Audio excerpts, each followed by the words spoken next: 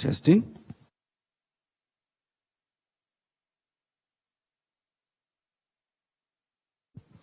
Test, test, test, test, test.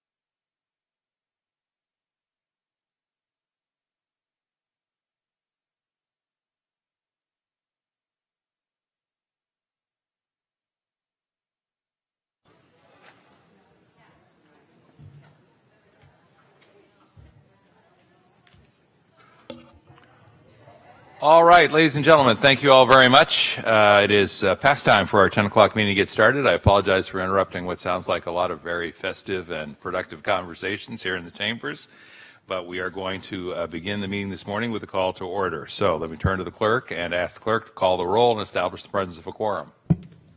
Supervisor Ellenberg. Here. Supervisor Smidian. Here. We have a quorum. And because we have some new faces at the table, I'm going to ask everybody to just make their way around the dais and introduce themselves with their name and their job title, please.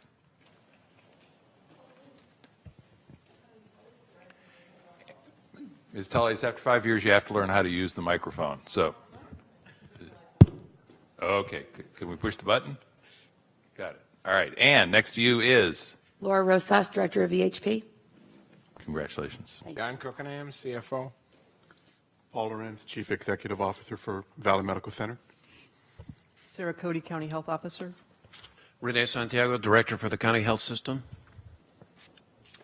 And? Jeff Smith, County Executive. Miguel Marquez, Chief Operating Officer. Douglas Press, Assistant County Counsel. Thank you all for being here today, and thank you for the work you do. That takes us to item number 2, which is public comment. Public comment is that portion of our agenda set aside for comment by members of the public on non-agendized items that are properly within the jurisdiction of our committee. Let me ask the clerk, do we have any speakers today under public comment? We do not. That means we will move ahead to item number 3, which is to approve the consent calendar and any changes to the committee agenda.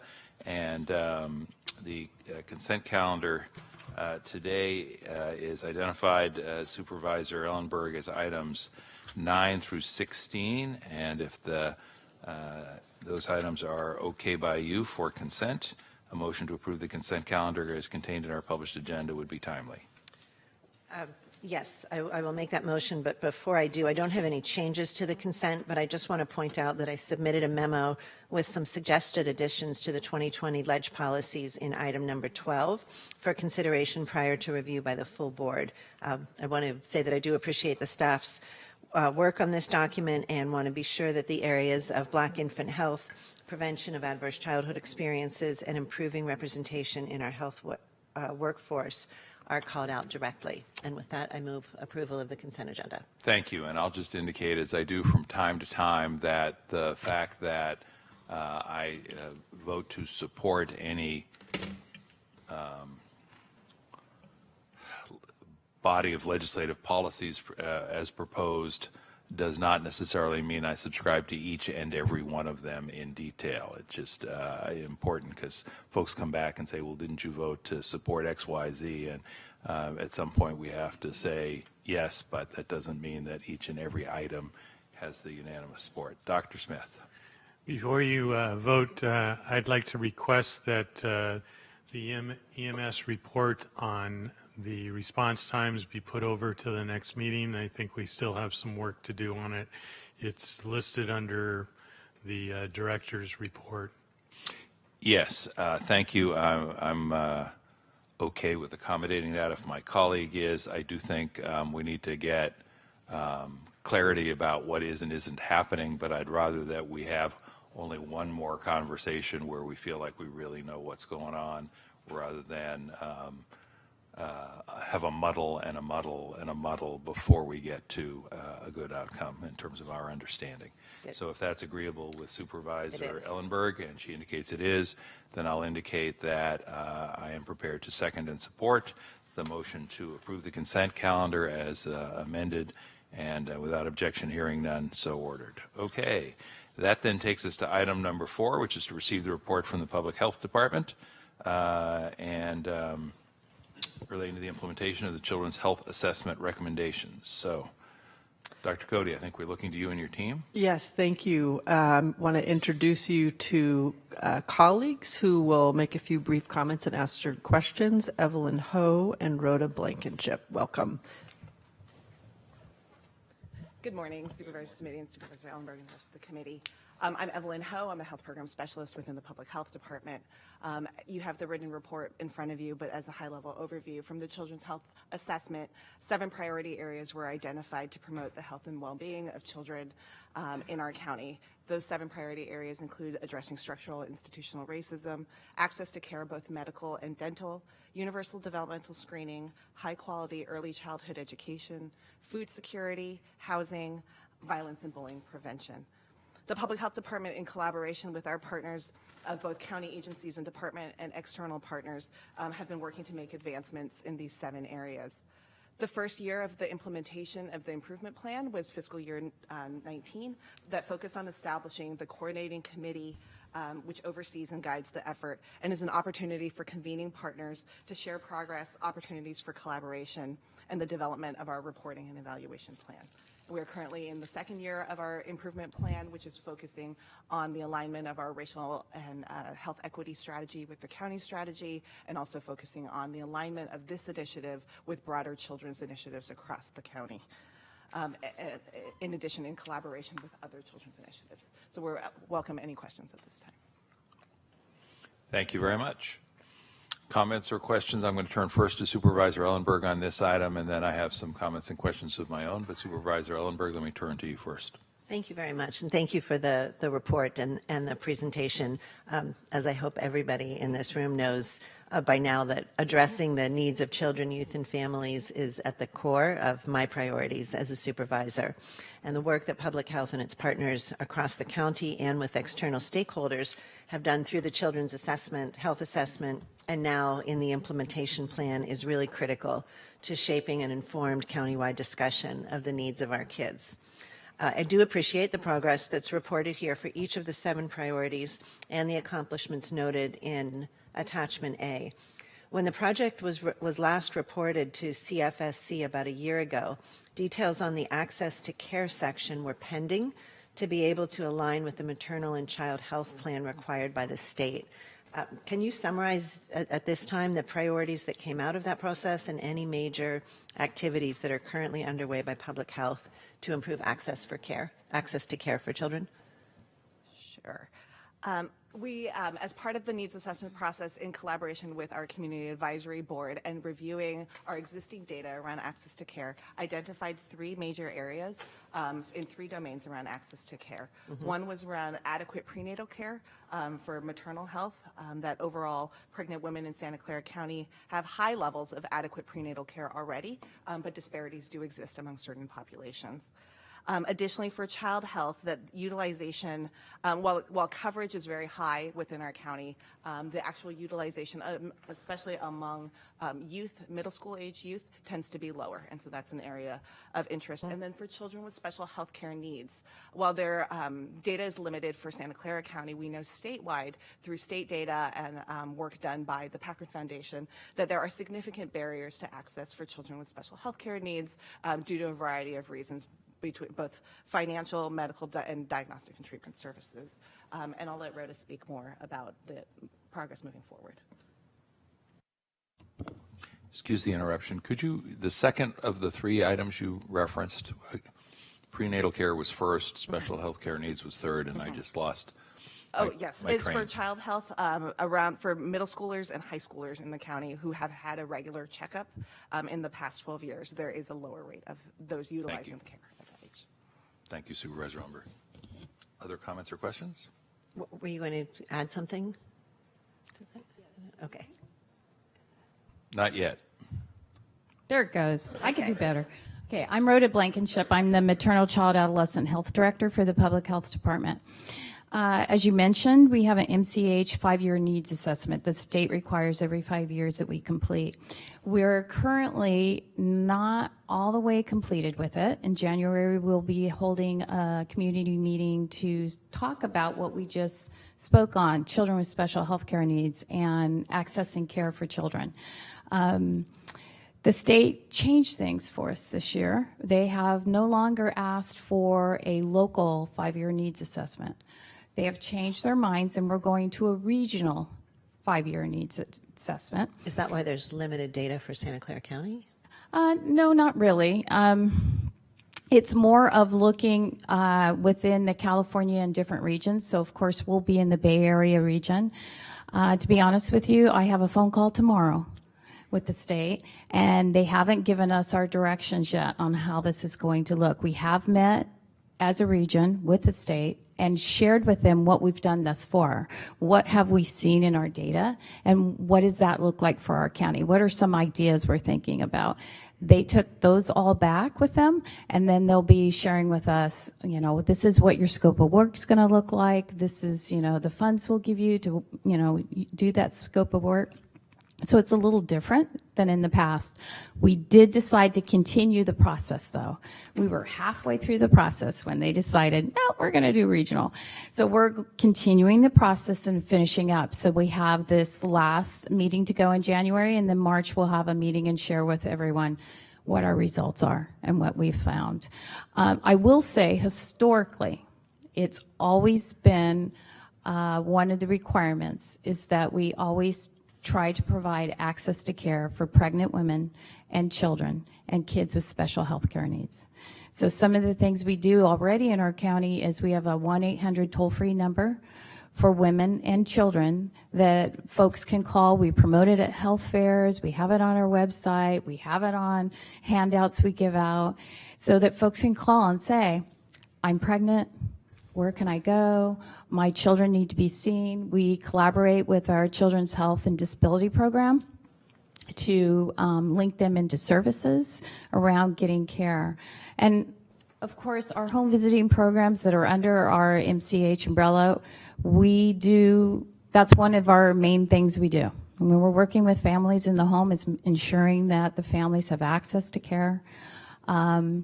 And helping them take away the barriers to accessing that care. It could be transportation, it could be they don't have Medi-Cal. So helping them get their insurance filled and take away all the barriers. The other program we have is the First 5 Home Visitation Program.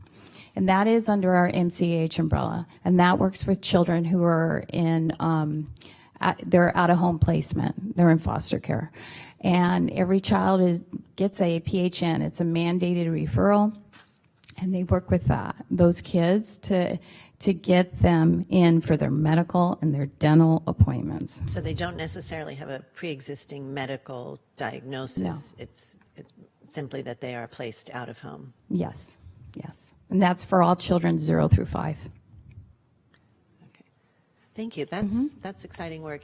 Going forward, updates on those 3 elements should be part of the children's assessment reporting, children's health assessment reporting going forward. Okay, thank you. That makes sense. The report also references other child-focused initiatives and efforts to drive systems-level change. Can you comment on the efforts to align and coordinate across initiatives and next steps to further these efforts? I know it's a lot of the same folks doing things in different buckets. Yes. As you're aware, there are several children's initiatives occurring, and as part of the work of the cross-agency services team. Ms. Howe, excuse me, if you could just pull the microphone a little more directly in front of you. Thank you. As part of the cross-agency services team effort that's housed within social services currently, there's an effort going on to align several different children's efforts, one of them being the Children's Health Improvement Plan. The focus of that work is to integrate these large-scale initiatives for children and families by identifying shared outcomes, opportunities for shared measurement, and redundancies and linkages. We're also analyzing the initiatives to enhance that collaboration, and we're just beginning to identify short-term actions that can be taken. So that work is still very much in development, but the real focus, we've taken the time to look at all of our evaluation plans across these several initiatives to look at shared measurement, where we're measuring and looking at the same outcomes, and how we could do that in a more coordinated way. In addition, we are also looking at where the initiatives grew out of many different approaches. They occur at different levels. Some are place-based, some are county-wide population-based, and so really understanding how they might fit together, and that where we can have mutually reinforcing activities. We're still beginning to identify that. It's a difficult process to be able to identify across multiple levels of types of work, direct service versus population-level interventions, how those actually connect together. But there is a direct and concerted effort in that team to really look at those linkages. But it's in the beginnings of those discussions at this point. Good. I'm going to thank you for that. I want to turn to Dr. Smith. Oh. Or just speak into the ether and suggest that this really, to me, presents a great opportunity to bring all of these varied programs together in a coordinated and aligned way, as you're talking about at the county level. We've pulled out from our general budget a children's budget for the first time. We've been using for a number of years the very excellent children's data book. And I think that this is yet another part to coordinate and align all of these programs so that we can see exactly what everyone is doing for children and families and moms, and where the gaps are and where we have room and I think mandate to grow and expand.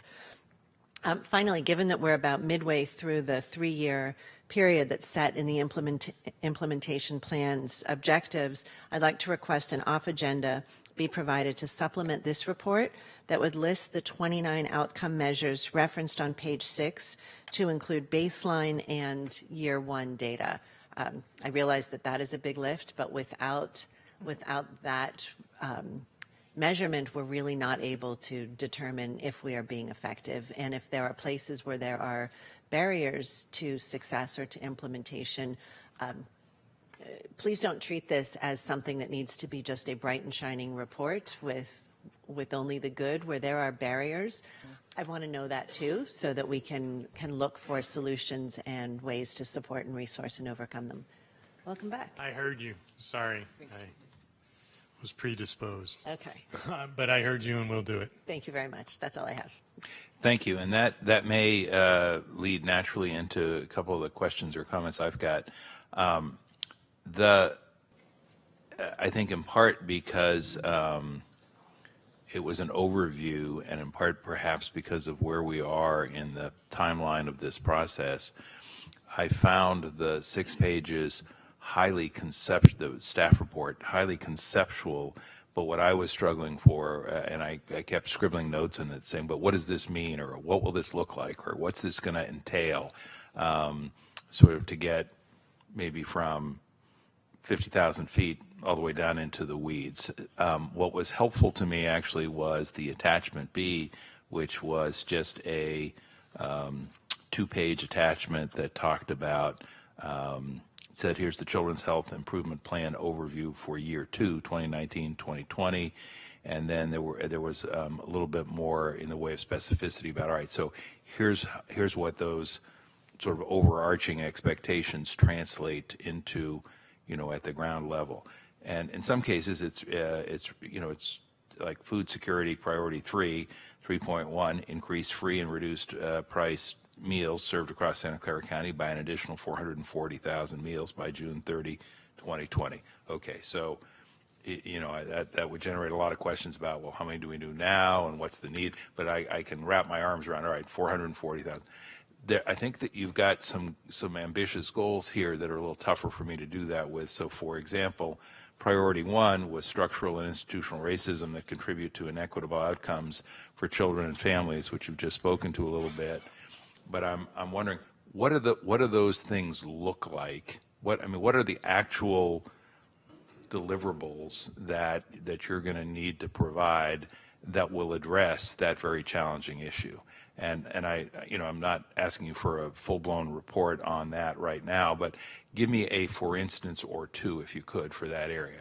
So that might translate down the road into, or it may already be translating into, here's what we do and here's where we do it, as an example. I'm trying to put some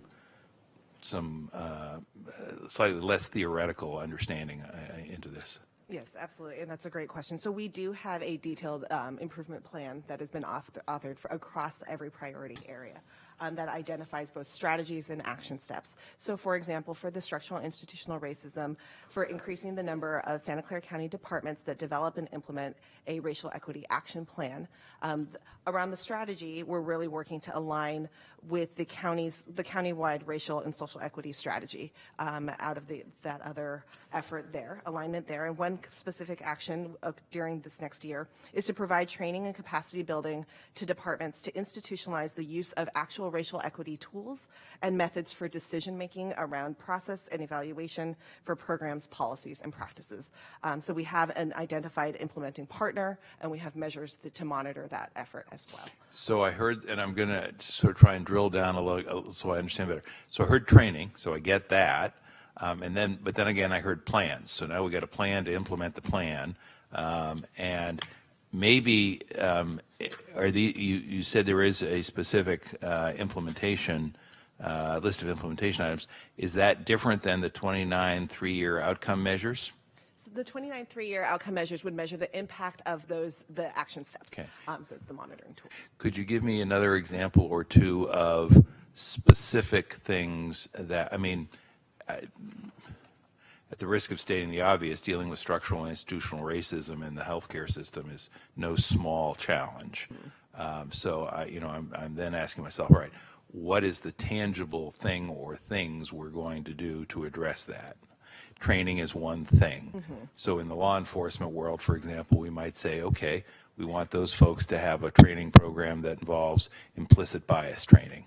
Good. Now I know what it is they're getting. I know the problem we're trying to address, and I know how we're trying to address it. I'm trying to get a better sense of what some other specific strategies, deliverables are that will get us towards this very challenging goal. Sure, and I can only speak to the portion around addressing the structural racism as related to children's health, the Children's Health Improvement Plan, and not the county strategy more broadly. But one of the areas, another activity is that identifying the county agencies and departments for participation in the Government Alliance on Racial Equity 2020 learning year, supporting and working with those departments that have completed the GARE learning cohort and will complete the learning cohort in the adoption of a department action plan, so the creation of those department action plans. And that's aligned within the Children's Health Improvement Plan and the county. I think what I'm going to do, Dr. Smith and Dr. Cody, is ask if your team will meet with my staff, and I see Matt Savage from my office in the back who's going to raise his hand even higher. Thank you. So that we can follow up on this a little bit. And again, what I'm hoping for is sort of a clear. Forgive me for being a little bit blunt here. I want to make sure that we go beyond talking about these challenging issues and actually producing deliverable results.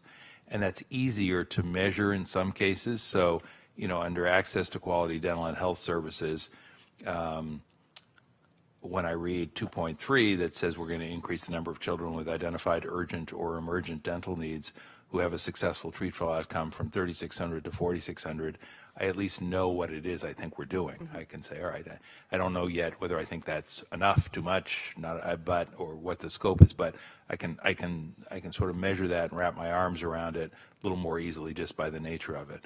But when I look at 2.1 and it talks about initiate the implementation plan to expand and improve the accessibility of high-quality health care for all children with a focus on children with special needs, I'm not sure I know what that means in terms of a tangible thing we're doing to make that real. Sure. So I just want to make sure that my office and I understand that a little bit better, and it may mean that there's just a document sitting somewhere that I need to read that I didn't this time around, and if so, fine, but that will be my follow-up ask as well. Okay? Thank you. And anything else? I don't think we have any cards on this item. All right, if not, then a motion to receive the report would be appropriate. We have a motion. And I'm going to second it in a moment, but what I'm going to say is my exhortation and my hope for this committee as we go forward is that we will make all these things real, that will go beyond the planning and conceptualizing and be able to document with clarity and specificity. And to make that happen, we did this and we had this result, to Supervisor Ellenberg's point. I think that's how we hold ourselves accountable as an organization as well, and my staff will be following up with you all to make sure that I'm better informed about what those details might be. Okay? Then, so, Mr. Clerk, without objection and hearing none, the report is received. Thank you very much. Thanks so much. Thanks for the work.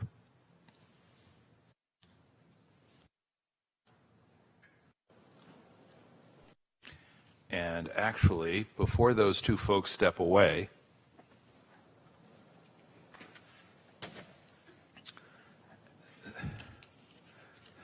so I am reading Uwe Reinhardt's Priced Out, the Economic and Ethical Costs of American Healthcare. And yes, I do need to get a hobby. But he asks a threshold question. And the question is, should the child of a poor American family have the same chance of avoiding preventable illness or being cured from a given illness as does the child of a rich American family? And therein lies your challenge. So thank you again for the work. All right, that takes us to item number 5. And I see that we have folks stepping forward on this item. And again, if you would introduce yourselves just so everybody in the room knows who you are. I see, Mr. Lorenz, your name is at the top of the memo. Do you want to introduce staff or let them present? How would you like to proceed? Why don't we just go ahead and proceed and have them present who they are and move forward with the presentation itself. Great. Thank you very much. Good morning, Supervisor Smitty and Ellen Berg and the committee. My name is Kim Walker. I am the nurse manager for the sexual assault forensic exam team for the adult and adolescent patients that we see. Ms. Walker, excuse the interruption. Ms. Clerk, could we give just a pinch more volume there to the mic? No. Then I'm going to ask you to just give it a little bit closer and a little bit more volume. Thanks. So as you know, there's been a long-standing desire to expand sexual assault forensic exam services in North and South Santa Clara County, in addition to the current response site at Valley Medical Center. Last year, we considered a small pilot that was limited to a single law enforcement jurisdiction with exams to be provided at a location on the Stanford University campus. But given the limitations with this site and the feedback from both Stanford students and community members, the pilot was reconsidered and efforts were instead focused on moving to a site more accessible to survivors of sexual assault seeking care in the North County. Ultimately, the emergency department at Stanford Hospital was chosen as our response location in the North County. Similarly, we've identified St. Louis Hospital as our response location in the South County. The SAFE Clinic at VMC will continue to be the central response location and also the base location for the SAFE program operations.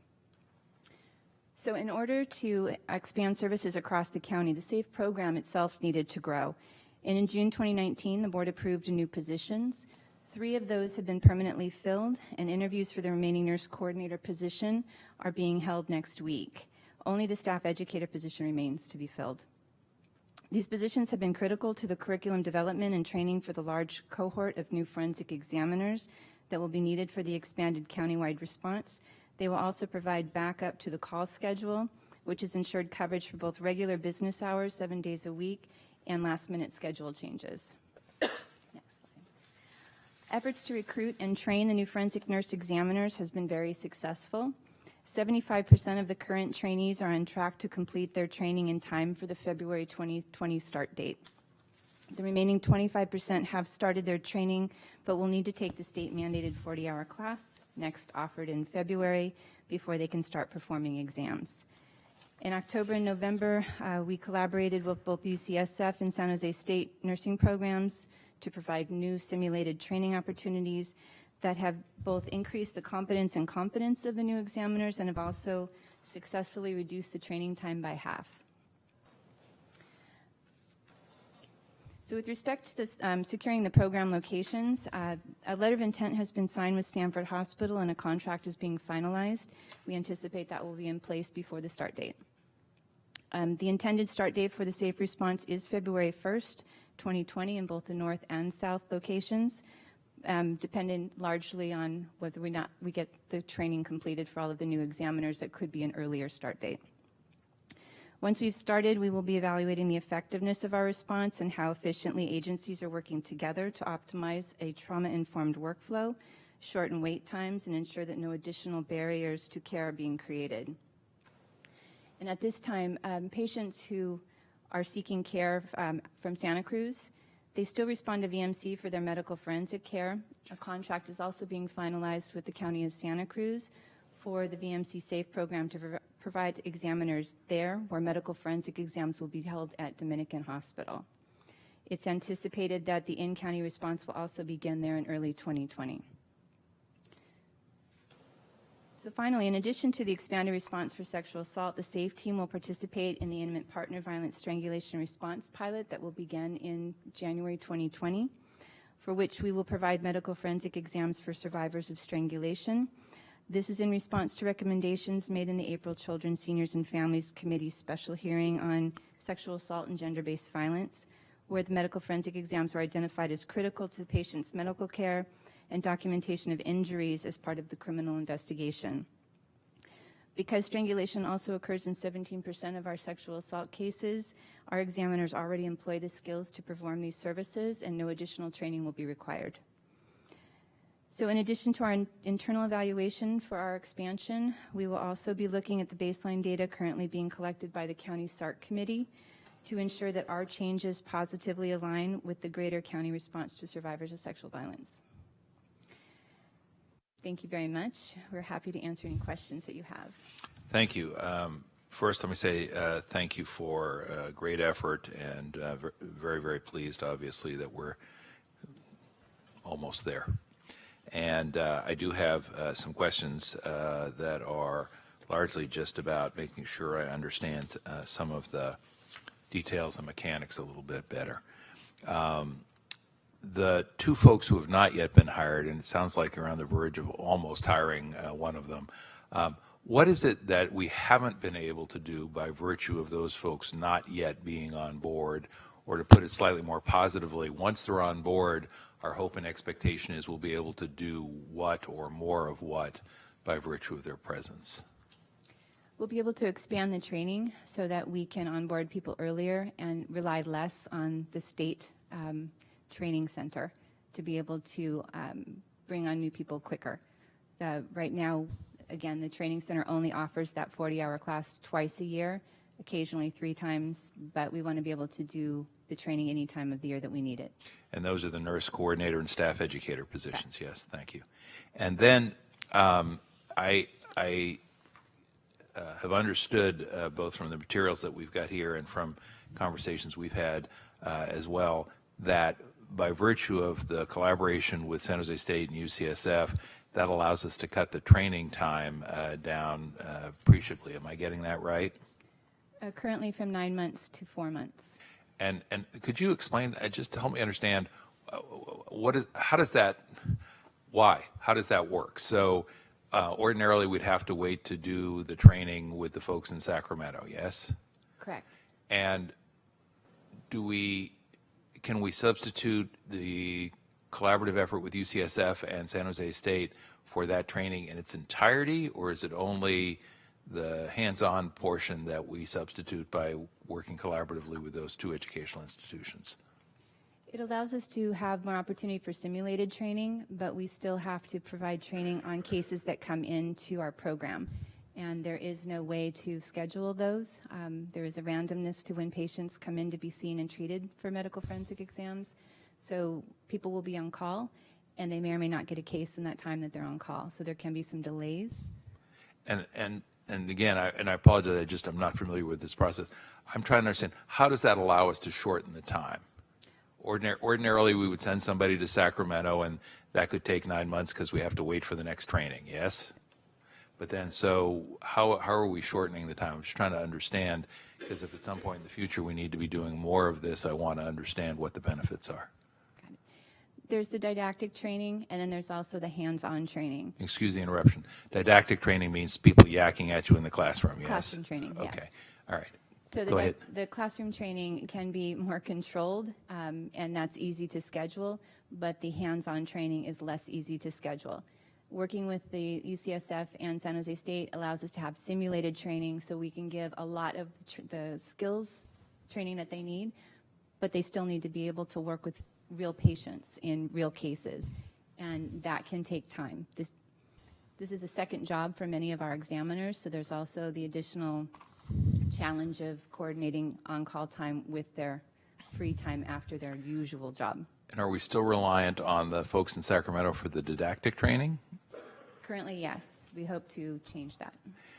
So the challenge is in getting both the didactic training in Sacramento plus the hands-on training.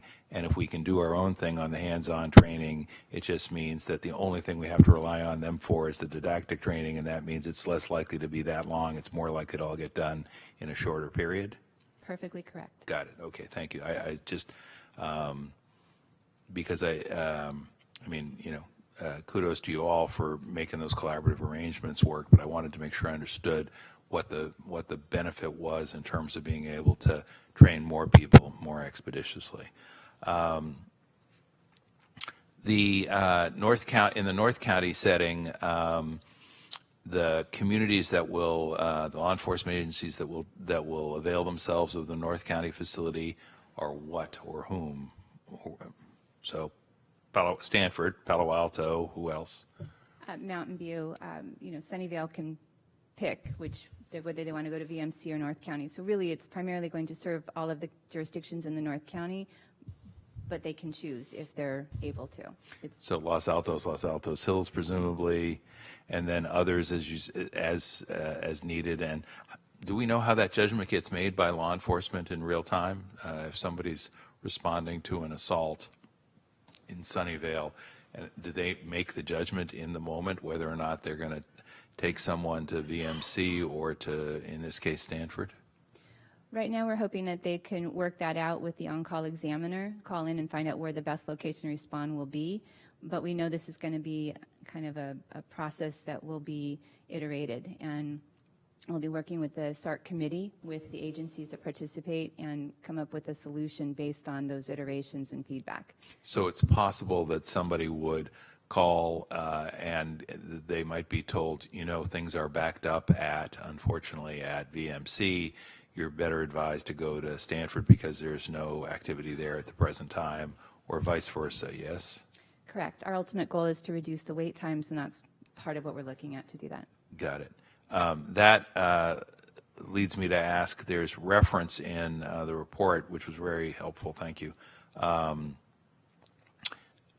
to sort of making sure that over time we're keeping track of various metrics in terms of how well we feel the service is being provided, and there were some specific references to things we might be concerned about, waiting times being among the key ones.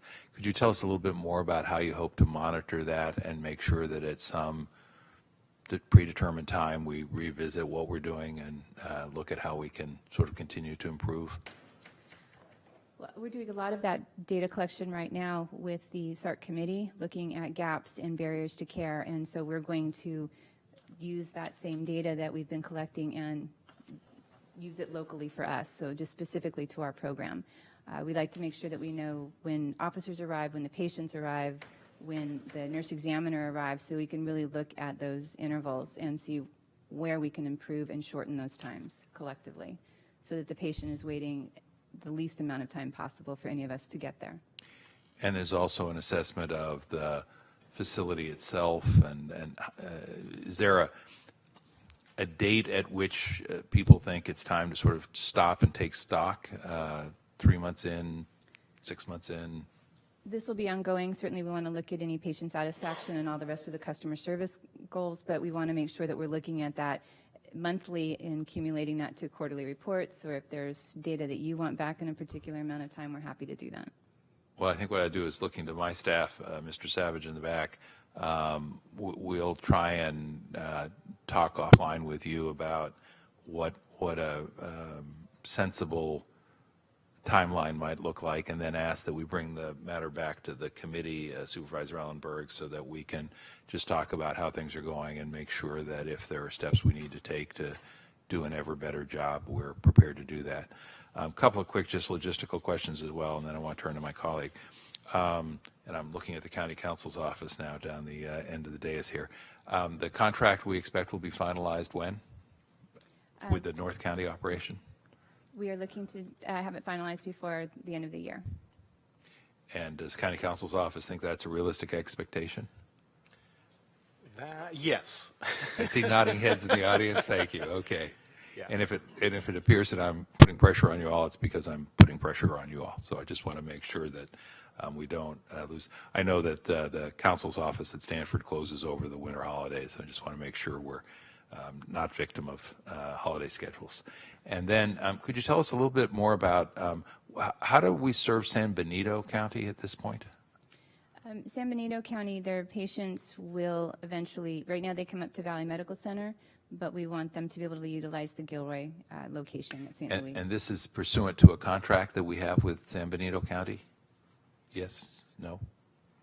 That I don't know. Generally speaking, in the penal code, it says that if you are a city of over a certain amount, census-wise, that you have to have, if not a program, you have to have a plan. And their plan has always been to work with Santa Clara County for their response in the exams. Good. Don't need to get into that now, but if we could get an off-agenda report on just how that works and structured, I'm just curious to know what that relationship is. And then, Ms. Walker, I know you know because I've mentioned it to you that I, at one point, represented roughly half of Santa Cruz County when I was in the state legislature, and I'm really pleased that we're going to be able to cooperate and collaborate with them to provide these services on that side of the hill. It's just the notion of someone having to make that trip over the hill in the middle of the night in bad weather after they've already been traumatized is disconcerting would be an understatement. So I think that's a very good development as well. I may have another question or two in a minute, but meanwhile, why don't I turn to my colleagues, Supervisor Ellen Berg. And I should mention the fact that I didn't ask a lot about South County doesn't mean I don't know that that's happening and think it's important. It just means that I have been focused perhaps on the activity in my own district. I did notice, and Supervisor Ellen Berg, I don't know if this could, there was in the report there's talk about the existing clinic space, and in your remarks, Ms. Walker, you were very clear about saying St. Louis. Have we made that decision? At the staff level, has that decision been made? That's going to be the way it goes. That's happening. We're going to be meeting with St. Louis next week to finalize the exact location. So that's I think it sounds to me like that's where we're headed, and it sounds like people are pleased that that's where we're headed because that's clearly the superior venue if we're going to try and provide these services on a regular basis in South County. Yes? Yes. Thanks. Thank you, Ms. Ellenberg, for your patience. Thank you. I didn't have additional questions. Your excellent presentation addressed all of them. Thank you very much. Good. All right. Well, then, I think the one last question I will ask is, and Ms. Walker has become familiar, and her team have become familiar with a phrase that I invoked, which is "come hell or high water." And you knew where I was going on this one with February start date. Thank you for making that happen. Is there anything else, Mr. Lorenz, Ms. Walker, the team, that our board or our county needs to do, authorize, grant, or approve to make this a go, both North County and South County? And or with respect to the broader training or hiring practices. Anything else? Supervisors, so at this point in time, the answer is no. Yourself and the board have been very supportive, and I think we have all the pieces to make this program a success. I did want to introduce Andrea Berlini, who's also sitting there before us. She's the Director of Critical Care Services for the system, and Dr. Sharon Koo, who is the Medical Director for the SAFE program. Well, thank you all for the work, and really appreciate all the work that's been done to get us to this better place. We are obliged to take formal action to receive the report, so let me ask Supervisor Ellenberg. We have a motion to receive the report. I will confirm with the clerk that there are no cards on this item from public speakers. Then without objection, hearing none, the report is received unanimously. Thank you all again for the good work, and stay in touch. Thanks. All right, that takes us to item number 6, the EMS stroke system update.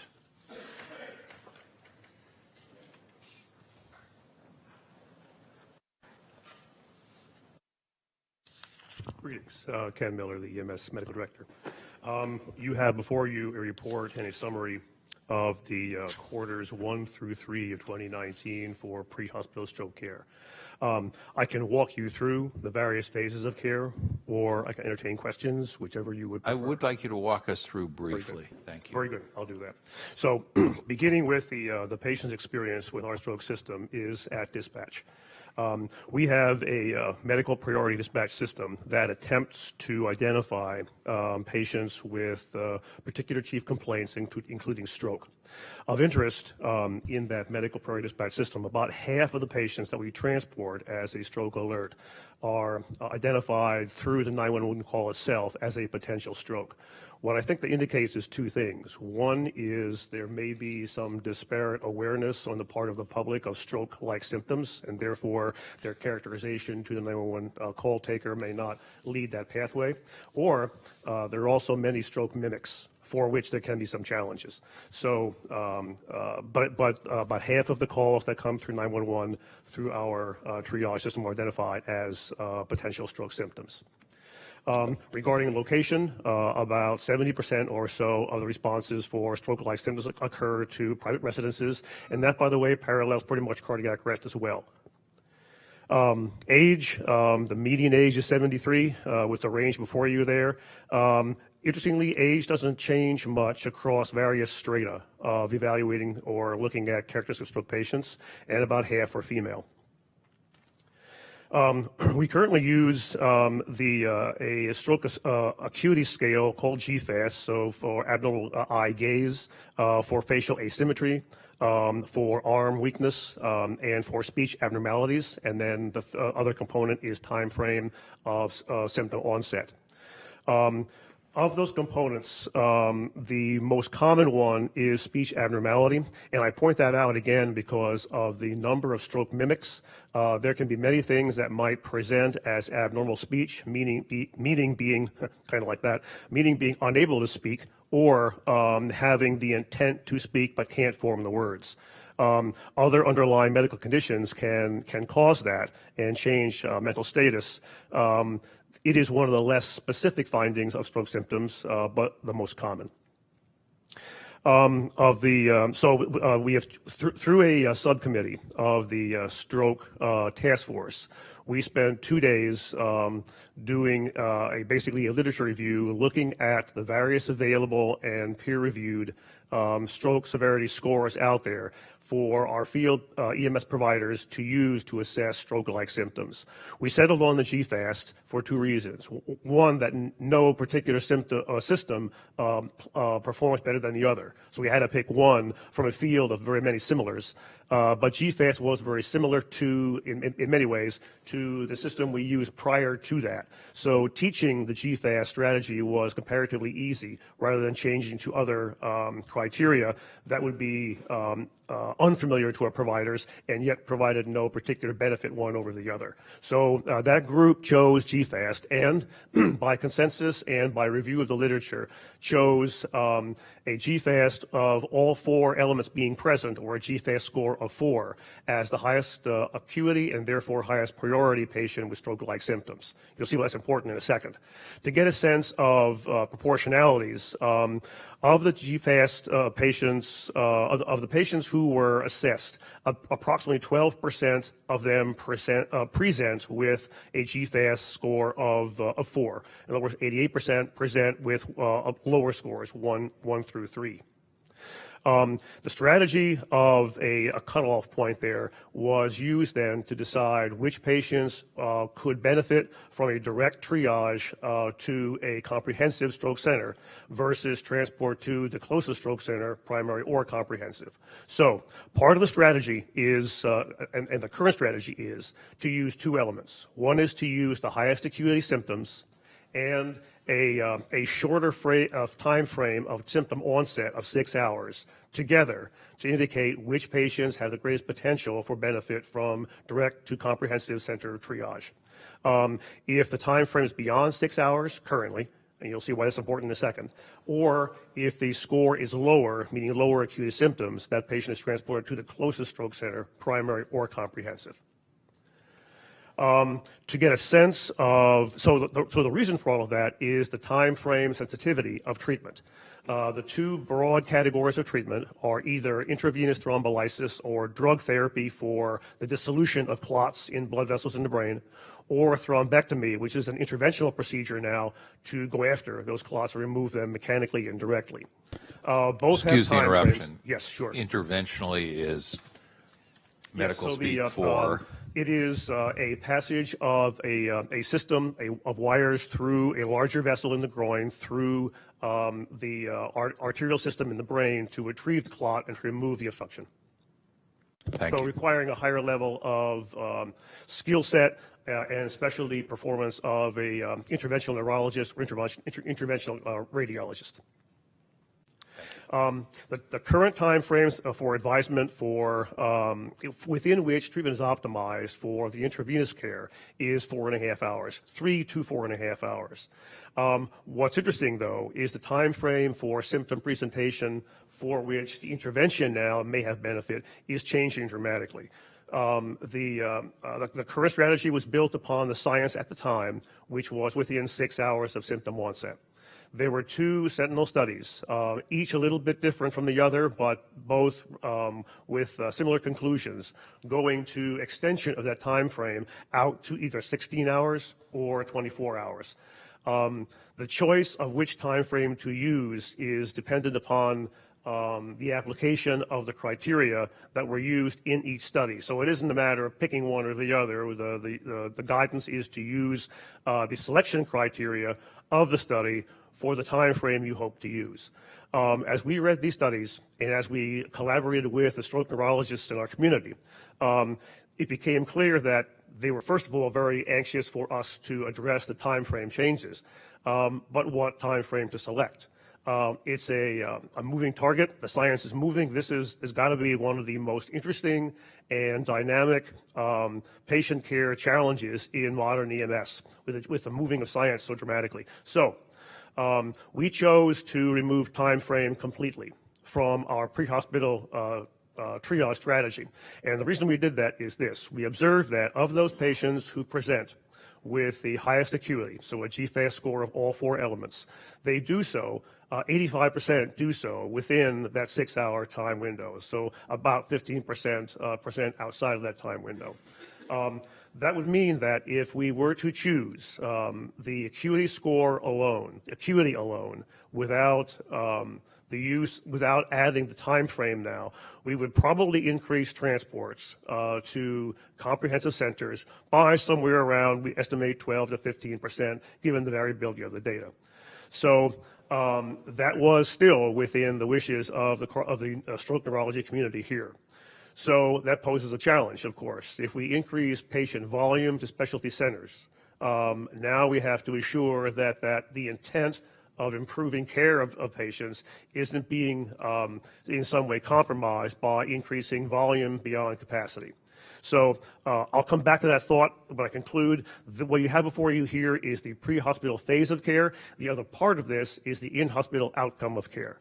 I'll conclude with that to kind of complete that thought. Let me finish where I'm going here, and then you'll see where I think we're going. Let's see. Let me catch it myself here. I already covered that. Okay. So the other part of that, if we are to bypass a closer stroke center for a comprehensive center, what time frame difference is there? And how does that affect the availability of care, of treatment to intravenous thrombolysis? Of interest, and when you look at demographics, not surprisingly, the time interval for transport of a patient to a comprehensive stroke center versus that to a closest stroke center is almost exactly the same. The range is slightly different. It's 11 minutes of transport is the median. The range for transport to the closest stroke center, the interquartile range, is 8 to 14 minutes. The range for transport to a comprehensive, bypassing the closest stroke center, is 11 minutes with a range of 8 to 13 minutes, both with a 90th percentile within 15 minutes. That's important because that 15-minute range, although not strongly validated with evidence-based science, but still a strong belief is outside of 15 minutes or longer than about that time frame. You have to question the wisdom of bypassing versus getting a patient to IV thrombolysis sooner. we're meeting that 90% of the time. So based upon the science, based upon the will of the stroke neurology community, and based upon operations in our EMS system, we have taken the perspective of continuing a strategy of bypass of the highest acuity stroke patient to a comprehensive center, and taking lower acuity patients to the closest stroke center.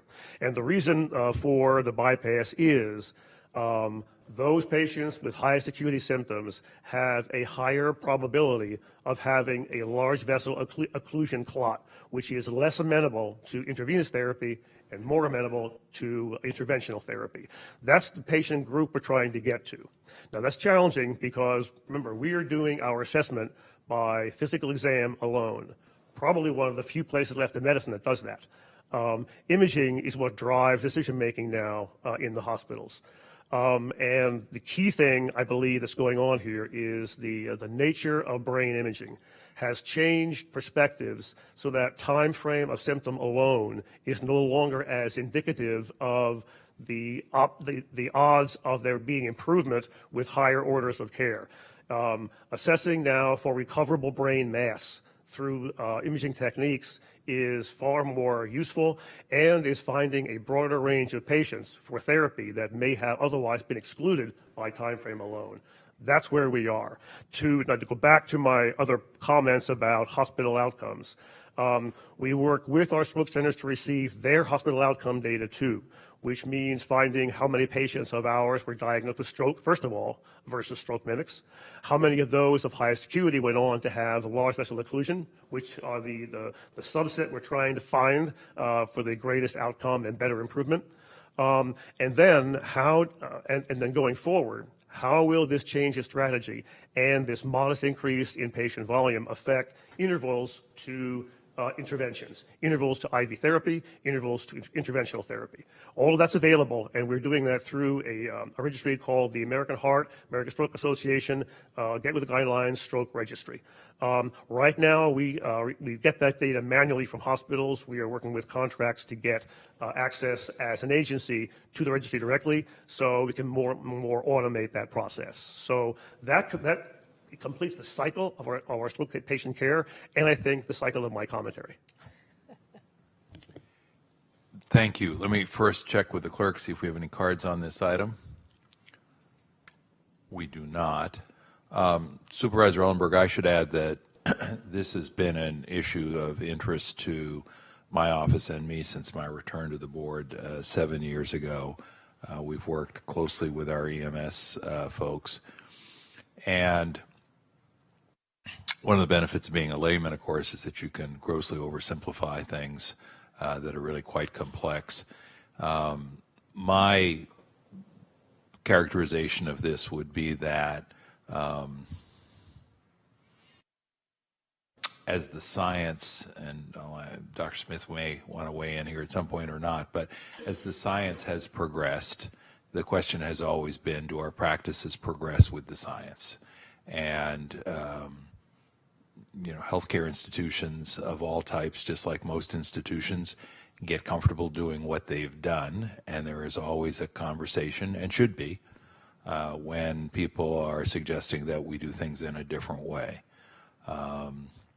My recollection is that, long before I had returned to the board, that when our county started talking about the importance of getting someone to a hospital that was at least a primary stroke center, that more hospitals decided that they ought to be primary stroke centers. Am I remembering that correctly? You are.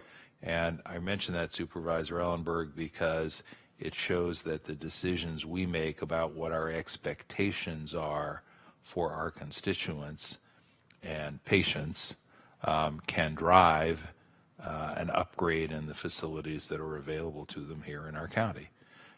Folks said if we're going to be transporting folks to primary stroke centers, then we ought to be one. And so then we had more of those services available in the county, as I understood it. Then again, over time, as the science and the medicine progressed, people came to understand, as you've just described in great detail, and I say painful detail not because your explanation was painful, but because it's a painful thing to contemplate. We've come to an understanding that there, is more than one way to characterize a particular stroke, and that there are folks, in fact, who really do need to get to a comprehensive stroke center at a higher level sooner rather than later. Now, Supervisor Ellenberg, I should tell you, when we started having that conversation, and Ms. Lowther, I want to say that was maybe 3-4 years ago now. Time flies. There was some pushback from the hospitals, just bluntly, and we asked our team, working with other folks in the area, to sit down and talk this through. And so here's my first question. Is there general consensus and acceptance now on the protocol we have in place? Yes, there is. It's still a challenge because we are among the few EMS systems who've gone this far. However, that's with the consensus of our stroke neurologists. They want us to go this far. The reassuring data we wish we had was hospital outcomes data before all of this science began to kick in. We certainly can track ourselves and trend ourselves forward, but before about 2015 or so, when there still was the process of accreditation of various stroke centers, the level of detail of stroke outcomes in hospitals wasn't as thorough as it is today. So we'd like to be able to go back further in years and say, yes, this is definitely making a difference, and here is the difference. It isn't that clean, unfortunately, but the trending of data, and certainly the trending of the science and the practice of the medicine of stroke neurology is supportive of our direction for the EMS system. Thank you. And in the last 3 or 4 years since we've made this transition, have we seen hospitals in our valley who have upped their game to become comprehensive stroke centers? We've seen one primary stroke center who has gone through the accreditation to be a thrombectomy-capable center. So that's important. It's also important to point out though, that... Excuse the interruption. What's the difference between thrombectomy-capable and I feel sure I've mumbled and mispronounced the term, but and comprehensive? Fair enough. In fact, I was just about to go there. That's exactly right. There is a difference. The therapy of clot retrieval is important and technical, and a primary center who embarks upon the logistical challenge of having that capability is thrombectomy capable. It's important, though, that comprehensive centers go the step beyond into rehabilitation of stroke as well, and that covers many other aspects. So the science and the practice of stroke neurology gets a lot of attention relative to the pharmacology and the neurointerventions. Less attention, but equally important, is rehabilitation of stroke patients, and that's where the comprehensive centers have additional resources. So would I be accurate in saying that since we've taken this new approach, we've seen some upgrading of capacity in our local hospitals, but there's still room to improve in that regard? Well, there are 4 centers, and here's a word of caution. And this is a word of caution from the trauma world of 30 years. In the world of trauma and in the world of myocardial infarction, where there are also procedural things, it's become clear that centers that concentrate skills and therefore concentrate patients tend to have better outcomes because they have more experienced practitioners, but also because the procedures and the practices within those hospitals are better honed. So when a high acuity patient arrives and there is a complex decision process to be had and there are procedures to be done, those centers those patients do better in centers that concentrate those resources. Turning that around, to spread resources like that around too widely reduces the intensity of engagement of each hospital and tends to reduce meaning the other hospitals. Other hospitals. So the other hospitals. Meaning that's right. The corollary I would say is, so why isn't every hospital a trauma center?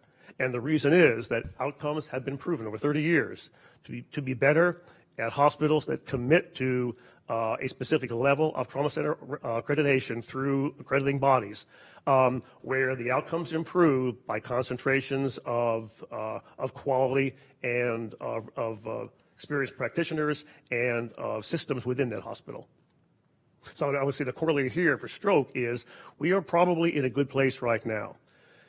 To push interventional care further, I mean, we would certainly chase it, but could potentially have a negative outcome, relatively speaking, on patient care because of the dilution now of those skills.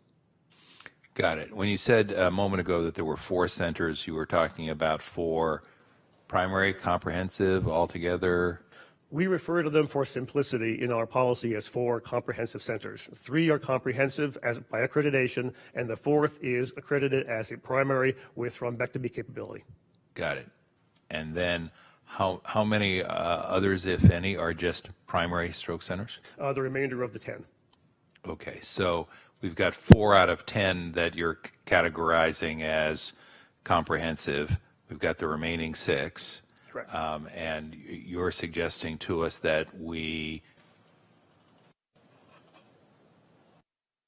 it is more complicated than simply assuming that the other 6 should all be pushing to go to comprehensive, because if 2 or 3 or 4 of them do, that will be great for the ones that do, but it might dilute the effectiveness of the ones that don't.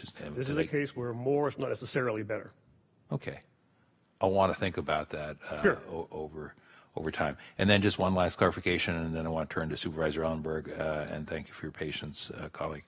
At one point, you said something like half of the calls were stroke calls, and I think or at least that's what I heard, but I think we're talking about half of the stroke cases are calls where that's been identified as part of the call. Did I get that part That's right, and I probably should be more specific. We transport patients with stroke-like symptoms. We don't diagnose stroke because there are many mimics.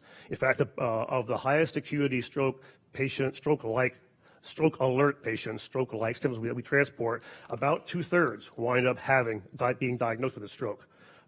So the clarity here is of patients who present with stroke-like symptoms, about half of them are identified through the 911 call itself.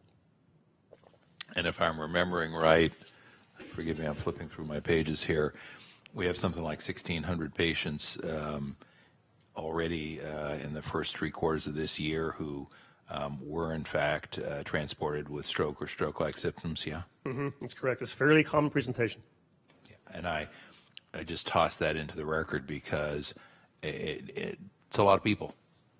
So I think this is not a rare occurrence. So having a protocol in place that serves a large number of folks well over a period of time is going to be important. In fact, I'll amplify your point in that we understand that approximately half of diagnosed stroke patients who arrive at our hospitals do so outside of 911.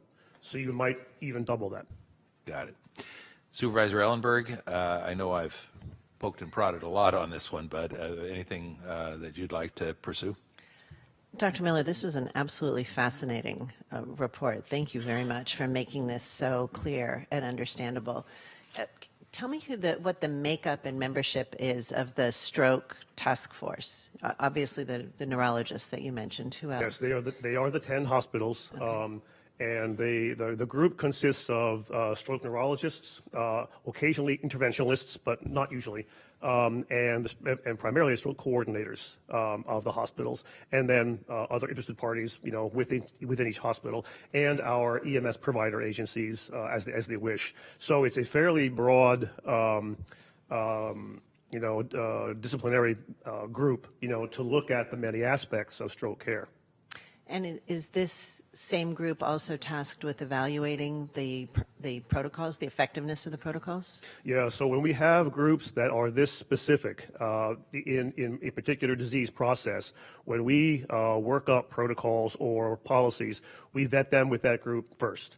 And we get them as close as we can get to consensus. Then that will go out to the broader EMS stakeholder groups for further evaluation. But the experts have weighed in, and usually that's the way it lands.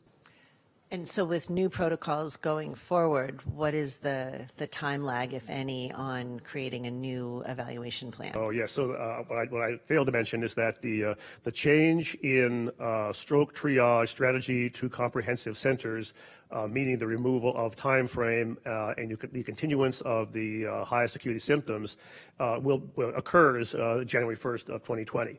We are right now in the midst of a 2019 EMS update, and the education to this protocol and to this practice and the reasons for it is going on right now.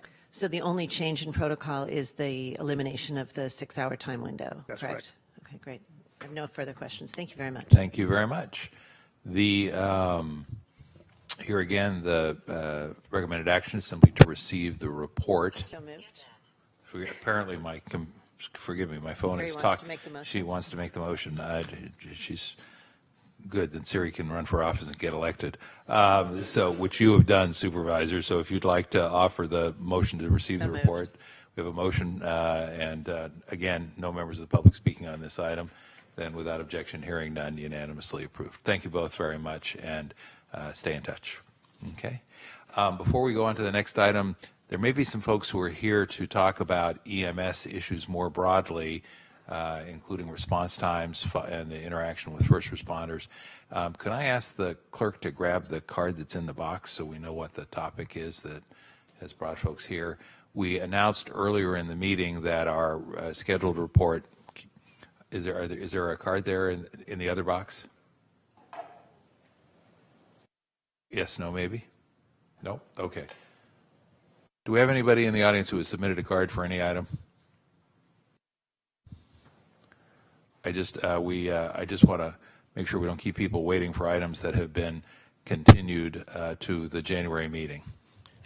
Thank you. After I arrived, I learned that this item had been deferred. However, if there's opportunity, I would like to add maybe a couple questions to that. Sure. What I'd like to suggest then is when we get to the director's report, I think that's when we were otherwise scheduled to take the EMS item. We'll simply let anyone who wishes to speak at that time, so that when we do take the matter up in January, the conversation can be more fully informed by any additional comments or questions that are raised today. Thank you. Thank you. Appreciate your patience. All right, that takes us to item number 7, the hospital integration report. Thank you, President Simidian. Supervisor Ellenberg. As John Mills is walking up, I just want to give a general update on the hospitals. Both hospitals, and as a system, we continue to perform in terms of patient volume above baseline. We continue to move towards the budgeted target. So I think as we proceed, you will continue to see our efforts around making sure that we're staffed accordingly to manage the patient volumes and services, which then, of course, brings us to the topic at hand. John Mills will give an update in terms of ESA and our efforts around personnel. Yes, thank you, Paul. John Mills, Employee Services Agency Director. There is a supplemental report attached to the hospital integration report, which specifically speaks to the topic of workforce integration. And if I could just walk the committee through some of the highlights very briefly. If you look at figures 3, 4, and 5, which are all essentially the same topic, which is the relative proportion of hospital acquisition employees who are in provisional status versus probationary status. Mr. Mills, I'm going to ask you to stop, and I apologize, just to make sure that of all the paper that has come flooding in, that I've got the right paper in front of me. So this was a supplemental report, and do you know if it has a packet page number? I want to make sure I'm looking at the right document. I don't. I have a copy that doesn't have a packet page number. All right, keep talking. I just wanted to point out on figure 3 in particular, when we ran the latest data report on the proportional number of employees still in provisional status, we had expected this number to be lower given our recruitment progress. And so what we were able to look at in the situations that we were able to sample, showed us that what seems to be occurring is that names have been referred to departments and hiring managers for interview, and the interviews have occurred and the hiring selections have been made and business has carried on as usual. But what has not happened is the recruitments haven't been closed out with us by the hiring manager, and the hiring managers haven't submitted the personnel action requests to change the status of the individual. And so what we need to do here in this case is to redouble our efforts to work with our liaison partners at the health system to help us make sure that the hiring managers, once they complete interviews and make a selection, are actually closing out the process with us and filing the paperwork to change the individual status in the system, which is where we see it. That is sort of borne out by, if you look at figures 6 and 7 on page 2 and 3 of the 4-page supplemental report. These depict more the progress of the process from strictly the ESA perspective. And what this shows in figure 6 is the number of job classifications or the number of recruitments that remain.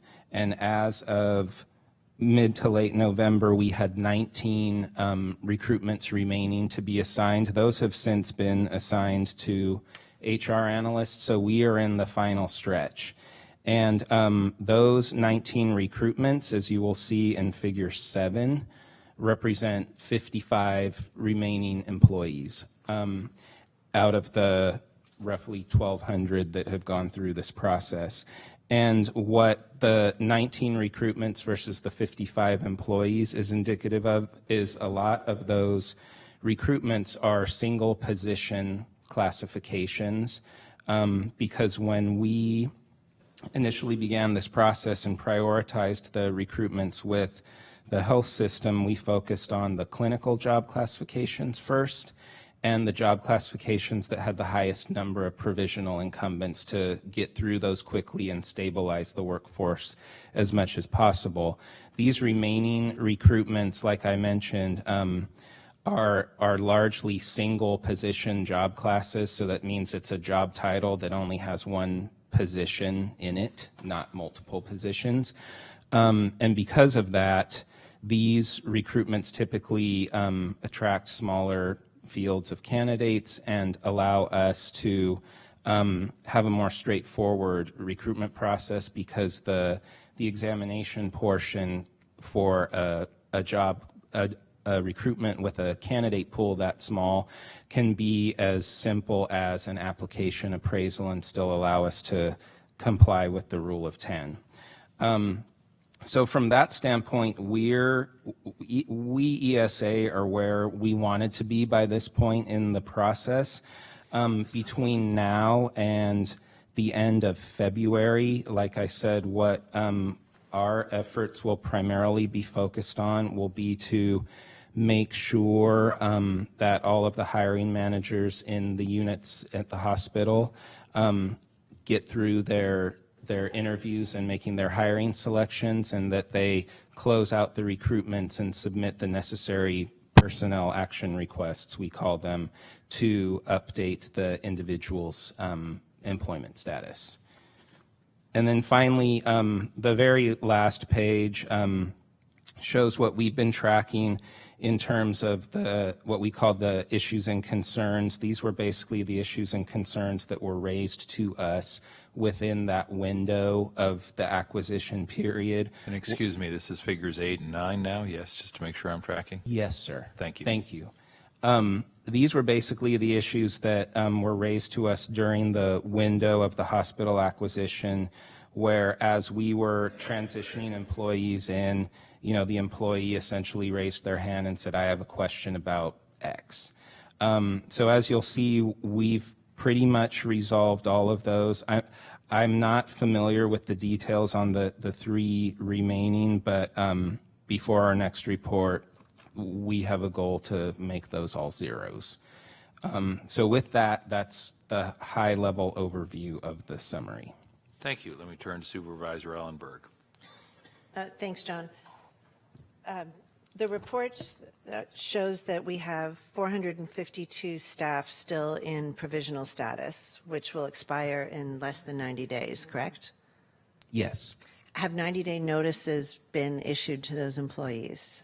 No, and so this goes back to the earlier point that I made that that 452 number we think is artificially inflated, because what seems to be the case in the situations that we've been able to sample when we got this number and we thought, gee, this is too high for where we are now in the recruitment process, is that what seems to have happened is that the hiring managers who got the names have done their interviews and made their selections, and then business just continued on.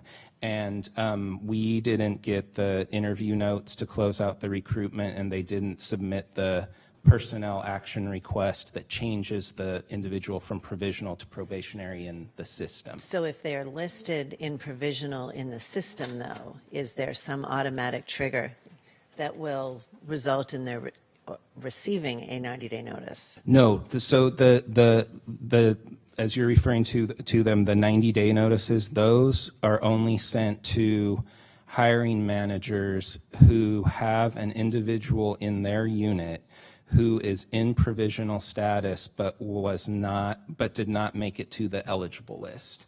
So since these recruitments are in progress, or in some of these cases in this number that's provisional, the recruitment's done and the hiring manager just hasn't sent us the paperwork to update the system, these people either are on the list and already were hired, or may still be on the list if the recruitment is in progress, or their name has been referred. So they're all still in the process. The only time a 90-day notice goes out to a hiring manager is if you're not in the process anymore. So that's what happened in one of the previous iterations. Right. And have we rectified the challenge with managers sometimes giving information directly to their employees, sometimes not, sometimes the employees receiving information directly that may be erroneous? Yes. What we have done since the circumstances that you're referring to is, in those instances that have happened previously, we, meaning the Employee Services Agency staff who are on site at O'Connor and St. Louis, have met one-on-one individually with those employees to explain the situation to them, to explain their options, to explain the whole notion of being able to transition to a term limit unclassified position and be able to participate in subsequent recruitments, et cetera. So I should not expect any calls from panicked employees that are still in provisional status 3 months from now? No, I wouldn't think you should. Excellent. The report also shows, you mentioned that 123 of 142 positions have been posted, which means that there are 19 classifications that still need to post, establish eligibility lists, and ultimately hire people before the March deadline. That's correct? That's correct, yes. So given that our next meeting is planned for late January, what should we expect to see at that point? Will all of the positions have been posted by then? Yes, so in my mind, given that I think the next meeting is January 22nd, by then that trend line should be down to 0. And then the phase that we should be wrapping up is hiring managers in the various units should be finishing up their interviews of the referred names and closing out the recruitments with us. And I appreciate the confidence. Do we have a plan B? I don't think we need a plan B. And to the point about if there are any options, we always knew that there weren't any fallback options, which is why we've sort of thrown everything we have at this effort, much to the chagrin of other departments in the county. So apologies again. But we think that given where we are right now and given what remains, that we should be able to make that timeline as we planned from the beginning. Okay, I will continue to reiterate that I hope that my comments and questions are not construed as criticism, but real, genuine concern and a responsibility that I feel to our employees, our patients, and our entire community to make sure that this process is moving forward as quickly as possible, but certainly also smartly and with whatever support and resources are needed. And I appreciate that very much, Supervisor. And I will just say on that note, you know, it's not to say that ever since, you know, dating back to when we first started conceptually talking about acquiring these two hospitals, you know, and up until now and until March 1st, you know, it's not to say that I don't wake up at night thinking about this. And, you know, because there still is time between here and there, and hopefully nothing goes wrong. I don't foresee anything going wrong, but it is a big concern of all of ours in ESA to make sure that we continue on the path that we have set for ourselves. So, I have a level of anxiety about it, and I just want to make sure that the committee understands that. But I think it's warranted given the enormity of the task, but I do feel like we are on the downward slope. I'm glad, and I would ask you in thinking about that to imagine that the anxiety level is at least that high in the employees who don't yet feel that they are on a firm and stable path here. Absolutely. And along that same line, Dr. Smith, based on the referral that I submitted yesterday, I'm looking forward to thoughtful recommendations and a project management plan, as well as the communications plan. Correct. Thank you. We'll have it ready. Okay. Thank you. Do we have any cards on this item, Ms. Clerk? Okay. Ms. Lorenz, let me ask you, including but not limited to the workforce integration challenges. So we are, what, 9 months into this exercise, yeah? We are. So 2-3 things that went as well or better than you hoped, 2-3 things that were more challenging than you anticipated. I'm kind of a cut to the chase on this one. Things that have gone well, the implementation of EPIC, or EHR. I think that went extraordinarily well. The recent review by the accrediting body of the integration of the hospitals, giving us affirmation that we are on the right path as an organization. And a third, the fact that if you look at the hospitals today, they are seeing an increase in patient volume, meaning that they are serving the communities and meeting the needs of the community, which I think is our first and foremost obligation in acquiring the two hospitals. So those would be the three off the top of my head that I would want to acknowledge before this committee and before you. Things that have been a challenge that obviously, depending on what viewpoint you have, I would characterize it as a challenge, but I think we are moving in the right direction, which has been working with the staff in transitioning to county employment. I think we all acknowledge that was a huge task. And until we approach March 1st of next year, then I think there are going to be continuing anxieties around that. But on that point, I do have to say, what you're not seeing, which I have to comment on, is that while removing employees from provisional to probationary status to permanency, we are at this time able to recruit and hire other staff that we need to begin to replace those employees or those situations where we've been using and having a high reliance on registry staff.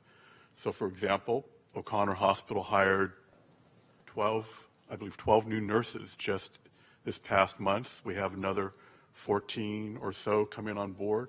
So these are new employees to the system. May I interrupt you? Are these, through the chair? Please. Are these additional new positions, or are these filling the competitive process that also the pre-existing nurses from O'Connor and St. Louis? These are new positions. So these are nurses coming from other systems, other nurses that want to come back to the system. So that's a very positive thing with respect to our workforce and our stability. And is the nursing workforce perceiving it that way as well? I do. When we walk through the hospital and I speak to the chief nursing officers and the executives, hospital executives, there is a much different feeling in the hospital in terms of where they are today and where they were even 3 months ago. And I have to say a lot of it, Supervisor, has to do with the fact that because these are staff are very loyal to each other and supportive of each other, when a nurse sees a technician or a housekeeper that are now moving forward in terms of their employment security, then I think it does change the environment of the hospital in terms of that this is coming to a close, if you will, or getting closer to where it should be. The other challenge that I think that, getting back to Supervisor, if I may, Supervisor Ellenberg, the other challenge that I don't think we anticipated was the enormity of the task at hand relative to getting the hospital infrastructures to where they need to be. And what I mean by that are the investments that the board has committed relative to capital equipment.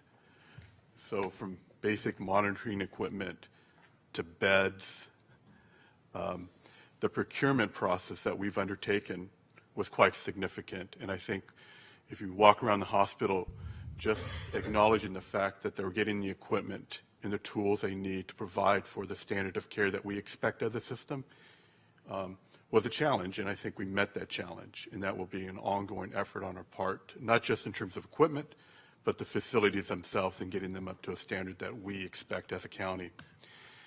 And the third challenge? Excuse me, now I'll be the one to interrupt, and I may engage Dr. Smith, but I'll start with you, Ms. Lawrence. Is that simply a function of the fact that an organization that was going bankrupt disinvested in the physical infrastructure of their facilities? I mean, is it really just about that simple? Right.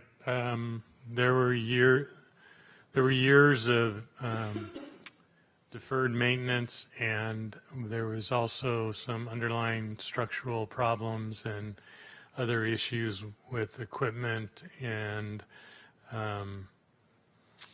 elevators and physical structures that were just in need of repair. So yes, it's years of not having the money to do it. Luckily, we've got the money to do it, and we're doing it. But it has been more than we expected. Back to you for challenge number 3. So I'm going to do something that maybe I shouldn't, but I think I want to go back to use that challenge than expected and actually mention something that has been quite significant from a positive standpoint, because I have 4 actually. The fourth one is the medical staff. Just imagine. For the record, we're on the positives again, yes? We're on the positive again. I have to say, to the credit of the medical staffs of all 3 hospitals, and Yvonne Karanis, who's now the president of the medical staff, the ability to combine 3 separate medical staffs to move toward a single set of bylaws that governs the quality of care in all 3 hospitals, to get them to come together, work together, and the positive nature of these medical leadership councils that have been created has been pivotal in our ability to maintain the hospitals as they are today. And so I just have to use that one of the challenges relative to one of the more positive things that have happened in the system. So I hope that's been responsive to your ask. It was. Thank you. It's a helpful way to distill a lot of information that comes. We do have, back to the workforce integration issues and challenges, we do have the referral now from our board from the meeting yesterday. We are going to try and schedule the next meeting the February meeting of this committee in a way that allows for some discussion of that report here before it goes to the full board. And I just want to reiterate something I tried to communicate yesterday, but I suspect if there are a lot of different views about why we have a committee structure at the county and how we use these committees, I think one of the benefits is that if you've got a big challenge to confront, that putting it through the committee process before it goes to the full board is a helpful exercise in almost any topic. It forces questions to the forefront sooner rather than later. It means that staff can sort of think through before we get to the full board level what are the likely concerns or questions that will be raised. So that's the goal is, in the structure we have here as opposed to at the state legislative level, things don't get decided really very often at the committee level. They get decided by the full board. But having those conversations here, I think, is important. So, Dr. Smith, I see your light is on. Yes, I just wanted to follow up on the third challenge that was harder than we expected since Paul didn't want to mention a third one, but I do have a third one. Please. And that was, I want to really thank County Counsel's office for the fabulous work they did with the challenge from CNA from related to PERB and the transition. It ended up being a lot more work than was expected. They did a great job. It sort of, I know the board recognized it, but I'm not sure that everyone else recognized how big a deal that was and how much effort it required. Well, and I know I asked you, you didn't ask me, but that won't prevent me from leaning in and saying the challenge from the Attorney General's office was one that I certainly didn't expect, and I couldn't believe how tenacious they were in hanging on to a claim that never got any legal traction as far as I could tell, but that was a challenge that had to be overcome that I would not have anticipated given the fact that we were the only folks stepping up to make the acquisition. So, all right, well, thank you all. Challenges remain, challenges yet to be resolved, but thank you. Supervisor Ellenberg, anything else, or are you ready to offer a motion to simply receive the report at this point? And Just about ready. I please. just want to acknowledge and appreciate the thoughtful off-agenda report that was submitted on surveying staff on their perception of integration issues. I think this information will be really helpful in establishing our baseline for the integration process and making sure that we continue to engage and communicate with all of our staff in this process. And with that, I'm happy to move that we receive this report. Great, thank you. Motion from Ellenberg, second by Simidian. Without objection, hearing none, the report has been received. That takes us to item number 8, the director's report. And we do have a card on this item, even though we're not going to take up EMS issues today. And I'll just telegraph what I remind what I mentioned at the last meeting is I really do want to take advantage of the opportunity today under the director's report to talk about how we get more people covered, which is we have significant information on that in our packets. So what I would say, Mr. Clerk, is if we have somebody who wants to speak, this is the time. And even if it's on some other portion of the report, which covers a lot of ground. And there is a microphone right there built into that podium. I think you know that, even though it's invisible. Thank you very much. I appreciate the opportunity to just ask a couple of questions. As you may all recall, regarding the 7th Amendment to the agreement between the County of Santa Clara and Rural Metro Ambulance, there was a provision added, I believe, kind of late in the game, that talked about the ambulance resource provider having their arrival times stop the clock in instances where first responder agencies were not yet on scene. Just wanted to ask the question while County EMS is working on the response time issue.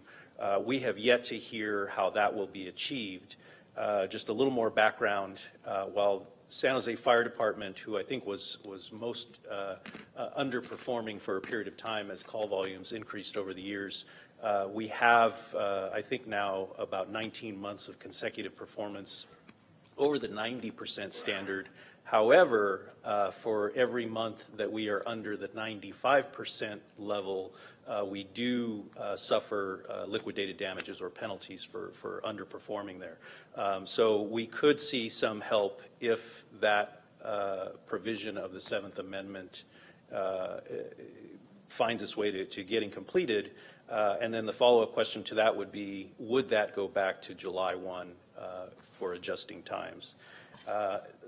Secondly, last month, after reviewing the meeting of this committee, we heard that there was an agreement that the county would accept Marvelous data, Marvelous being a resource management software system, to accept reporting for response time performance for the ambulance company. However, we didn't hear how that backside programming works and what the projected on-scene time is based upon.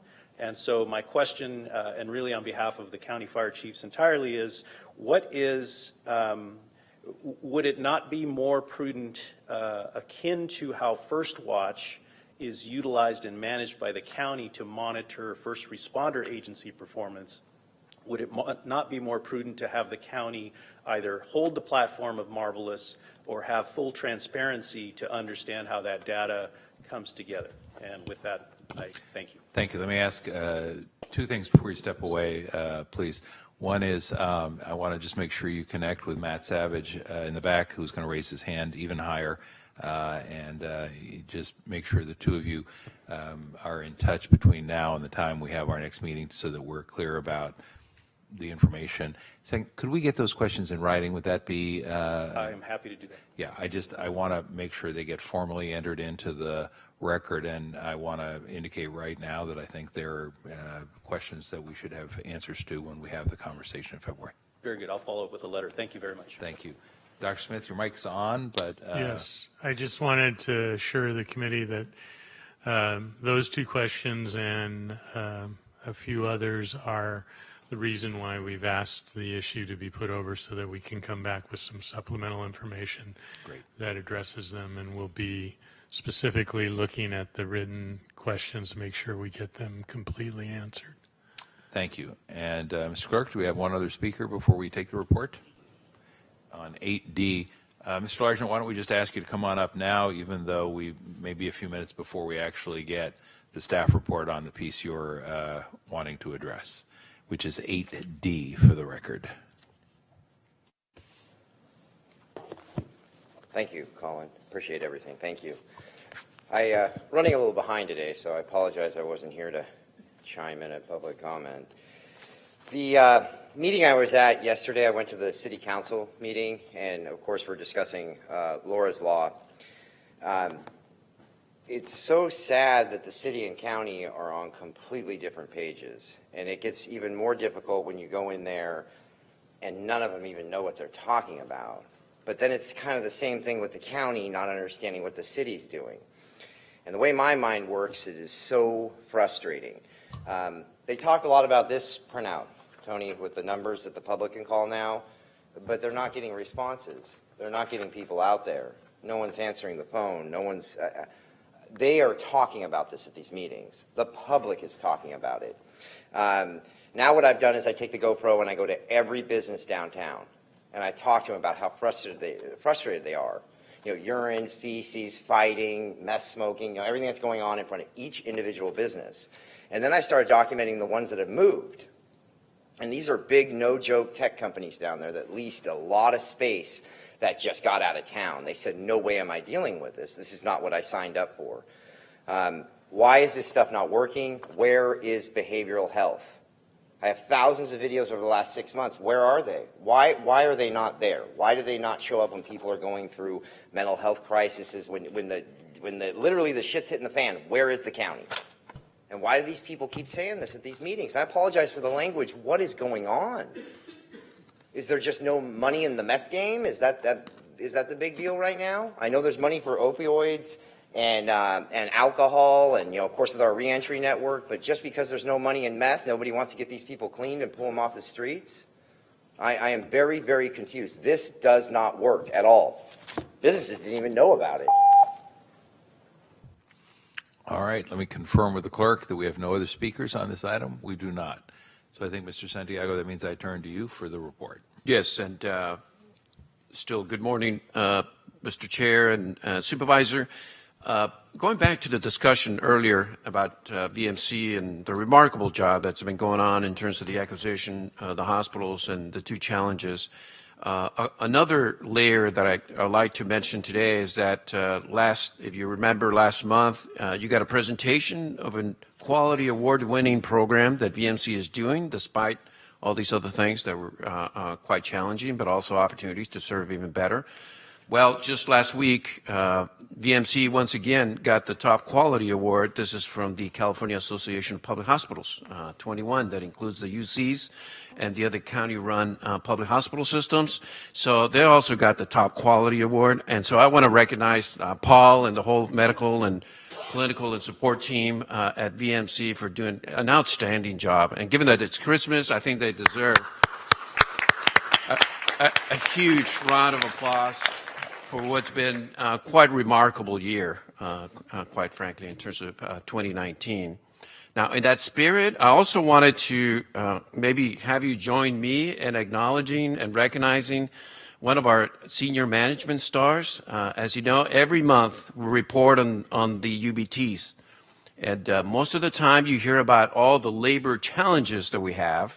But we try to also indicate to you and report to you some of the wonderful things that we're doing in partnership with all the unions and their leadership and the frontline service workers.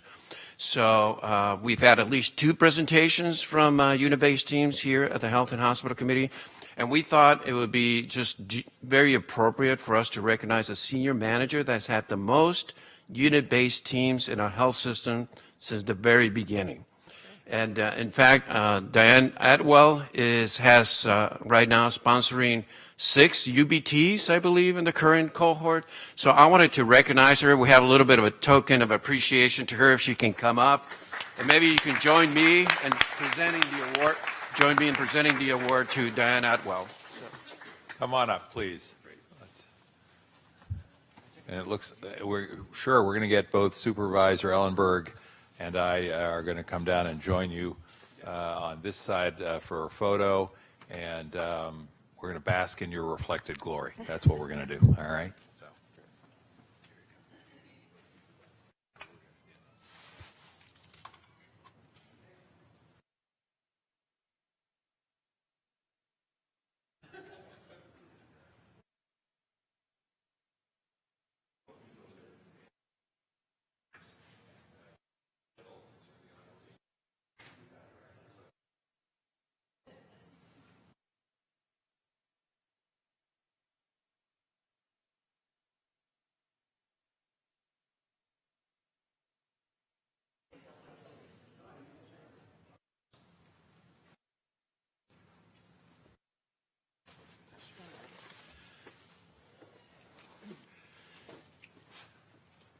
To other matters, as part of the report, we'll also give you an update on the coverage expansion.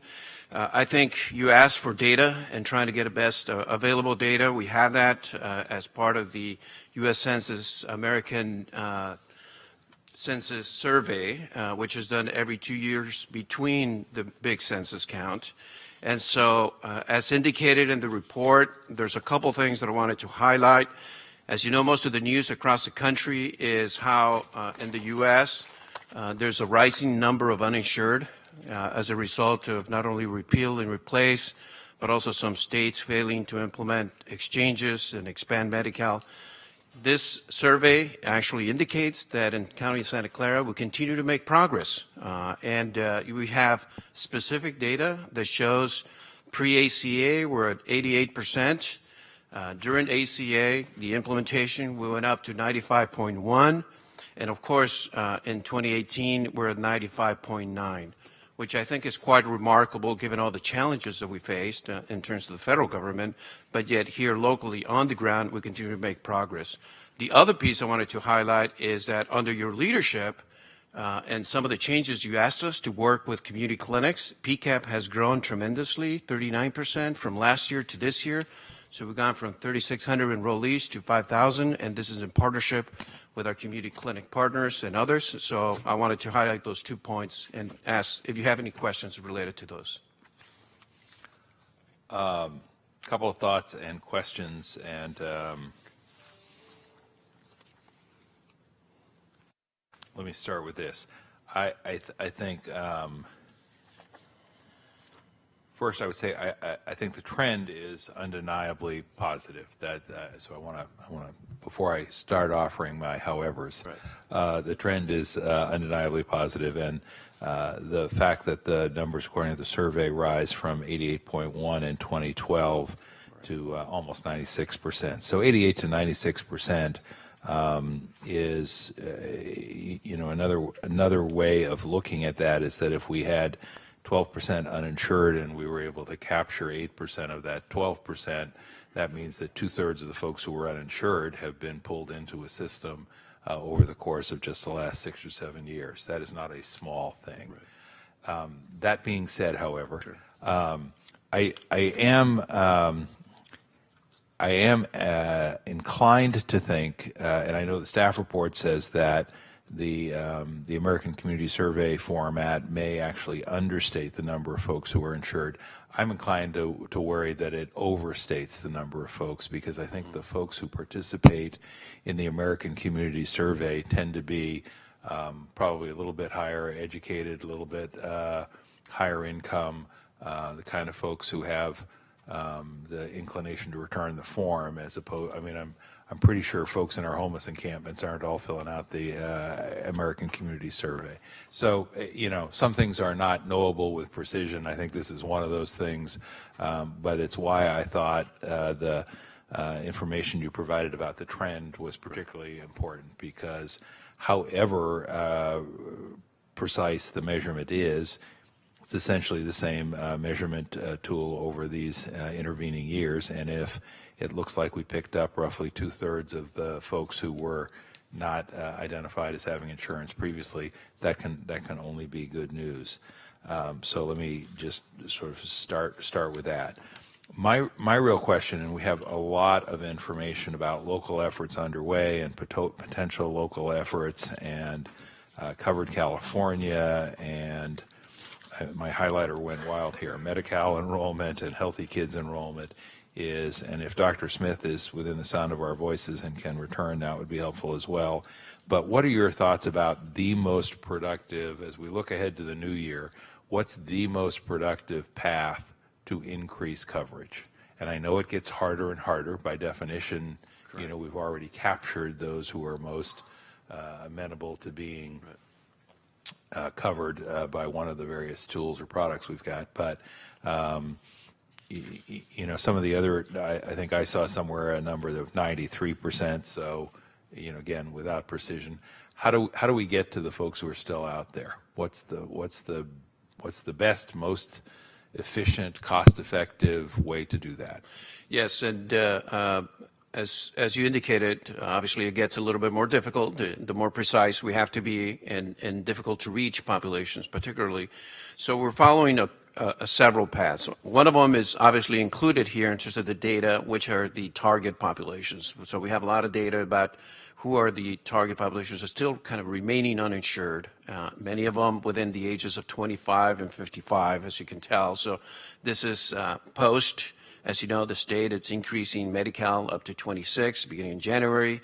So hopefully we'll get a little bit of a bump there. And then, of course, the people that are pre-Medicare, that are actually already having health conditions and actually seeking care. So we kind of target in-reach efforts in partnership with our community clinics, and that's where PCAP becomes very important, because those are the populations that yet not qualifying for Medicare, may not necessarily have the means and methods and resources to qualify for these programs, and therefore that's a very specific target population we can go after They're trusted partners in our community, so we're doing it with community clinics, and obviously you see the results in terms of PCAP. One of the other things that we're following is reducing the number, as much as possible, the barriers to getting into these programs. So to the degree that we have access programs, we have our own policies. We're going to come back hopefully in January. We're working with County Council to streamline some of the administrative policies so that in fact people feel welcomed. Perhaps increase the income thresholds. That's one of the things that we're contemplating and discussing with the community clinic partners. Can we go up to 400% of federal poverty level, be able to bring as many people as possible, make it as easy as possible so that in fact people can actually enroll in these programs. So those are at least two specific paths that we're pursuing. I have to confess, and it may be a term of art you've long used, I had to pause when I got to the word in-reach, because of course I'm used to outreach, Right. and it took me a minute to process the fact that there was something called in-reach and figure out what it was and how it worked and what that meant, and then it made all the sense in the world once I did. I think what I would like to do, and I want to go to Supervisor Ellenberg next on this, is I want to find a way, again, to sort of make this effort a little more concrete, a little more tangible, a little more specific, and probably I'm going to end up at the end of this conversation asking you for an off-agenda memo that says, here are 3 things we can do, and here's how we will do them to get more people covered. Correct. And in a measurable and demonstrable way. Sure. And my interest is in part as a member of the Board of Supervisors, in part as the chair of the Health and Hospital Committee, in part as the 5th District Supervisor who wants to make sure that his constituents are covered in a way that keeps them healthy. Right. And I want some, I'm looking for things that I would describe as clearly actionable from day one of the new year. So I'm going to come back to that in a minute, but I wanted to preview that for you. That's and great. Turn to Supervisor Ellenberg on this or other parts of your report. I would suggest that one of the best opportunities that we have is continued work with the community health partnerships, and I want to acknowledge the work that you and Paul have both done to improve those relationships and to create a more streamlined and inclusive partnership. And I think that building on the trust that you acknowledge that the community clinics hold is probably our best tool in increasing coverage. And thank you very much for the report. Thank you. Okay. All right. Well, then we can go on with the rest of the report. We'll take action at the end. Anything else under your report? No, that concludes okay. my report. Then we'll take action, as I say, on all items A through F at the end. But when the time comes to do that, I'm going to ask for a sort of a follow-up that sort of, again, plucks the nuggets out and says, here are the things that look to us like they're the best. And we don't need to sort of figure that out today. But given all the work you've already done and have been doing for a long time, I think that's hopefully not a big ask. Yes. Procedural question. Yes. Is included in this report was the custody health. Are we going to break that out separately in one of the other 8 sections? I think it's covered under this Cover. item. If you have any questions that we I may be did able have to a question respond. for Dr. Woods. Dr. Woods is here in the audience as well. Yes. Thank you.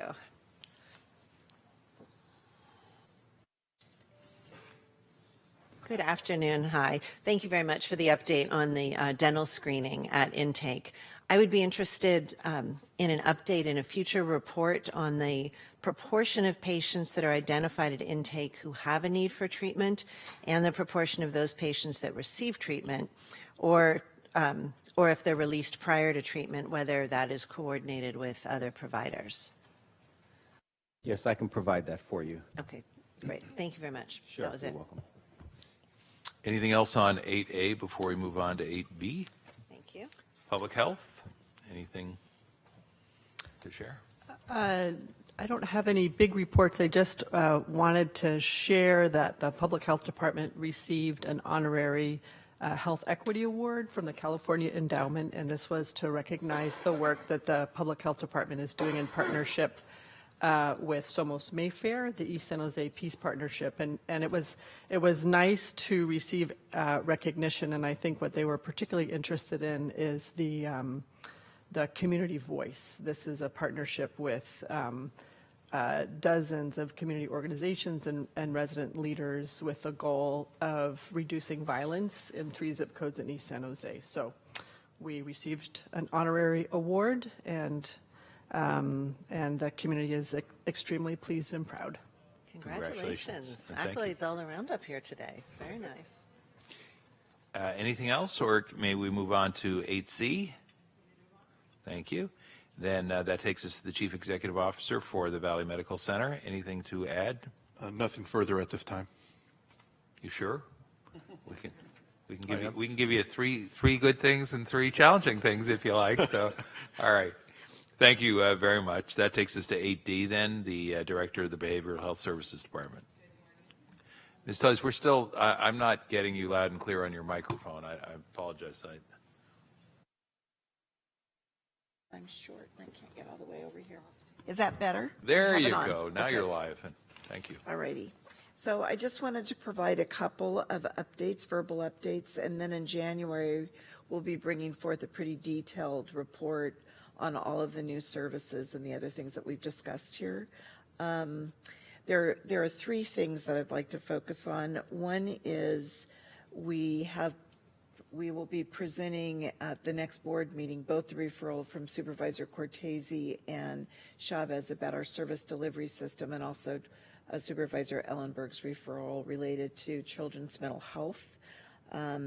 We will be hosting a one-day, it's an interesting approach to Mental Health Services Act, a one-day, what are we calling it, event, an annual update, where we've invited people across the whole county to come and learn about the services that we're funding through MHSA to broaden recommendations for our 3-year plan. That will be held on January 20th. I think the other thing that is particularly important for the department right now is we are interviewing for 5 executive positions. We've completed 3 of those interviews this week, and I have finalist interviews this week and next. And then we expect other lists for our deputy director to replace Dean Wiley and our criminal justice director. So there's a lot of activity. We've involved providers in each of the interviews and subject matter experts, and we've had really strong candidates, so we're very excited about that. I think the other thing I'd like to share with you verbally is Dr. Tom Insel, who is Governor Newsom's mental health czar, asked to come and meet with some of our staff and providers about the services that we provide.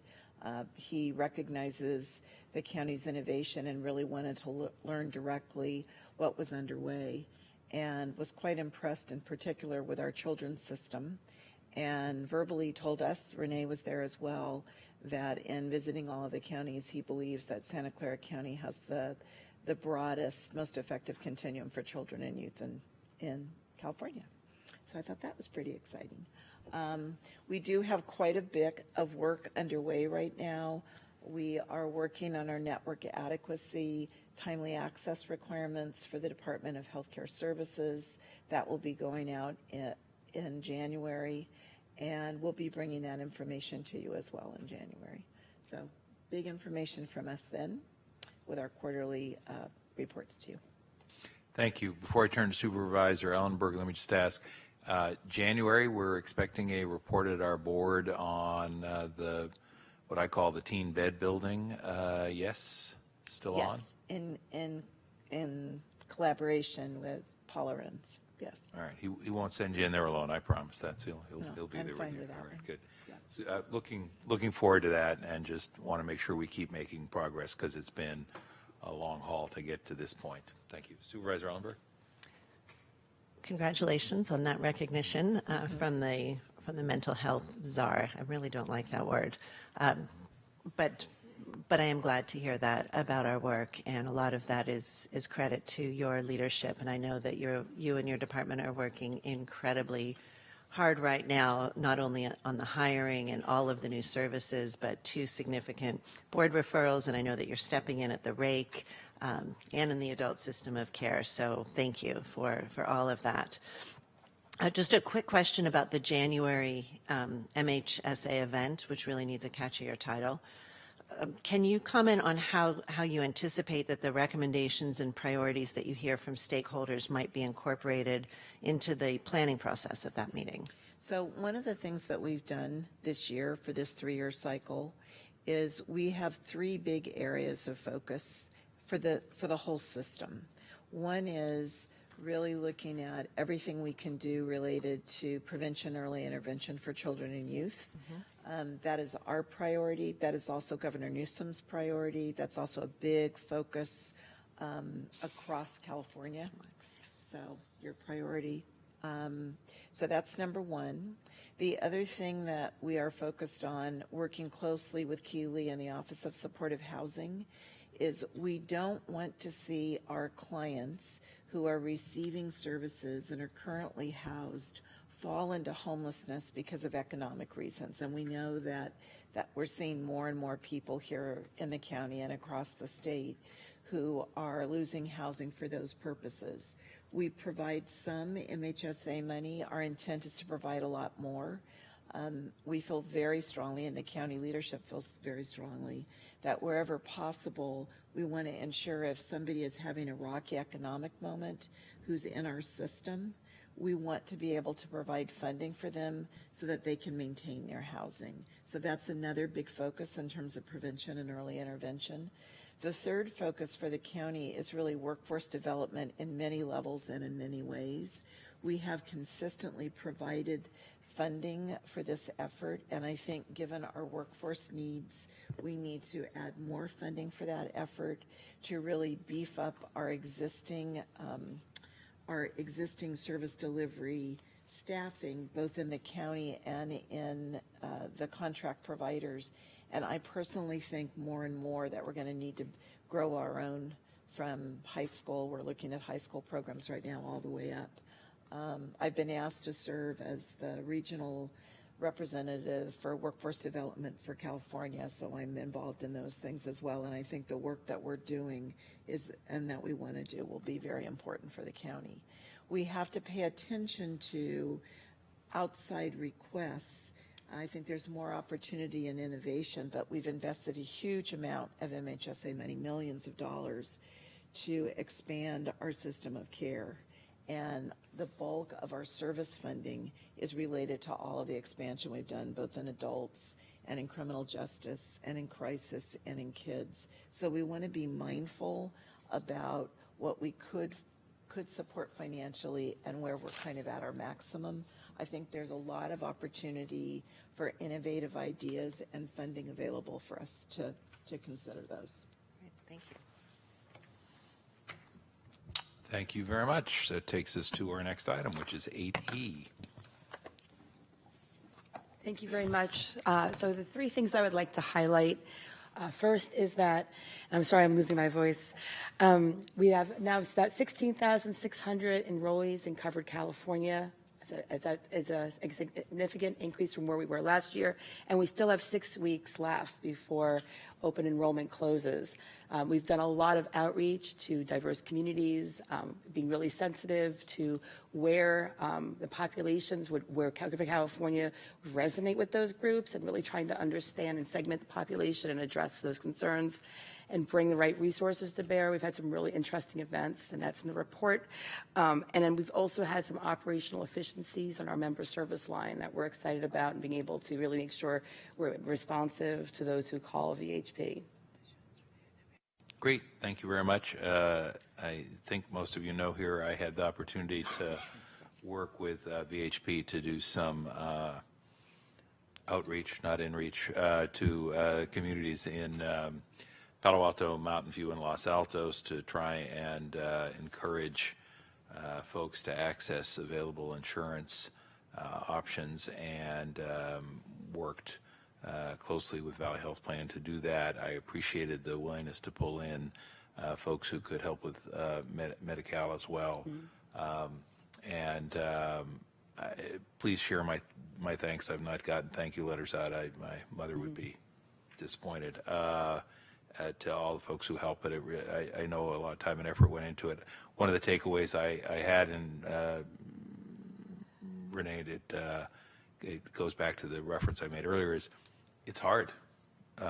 It's hard to reach people who are not yet engaged. We, I think, learned a little. Certainly, my office and I learned a little bit about what we will do to build on what we did the last time. Some things we would continue to do. Some things we would do more of. Some things we would do less of. Some things we need to do differently. But we're looking forward to doing it again next year, which is, I think, sort of where we left the conversation.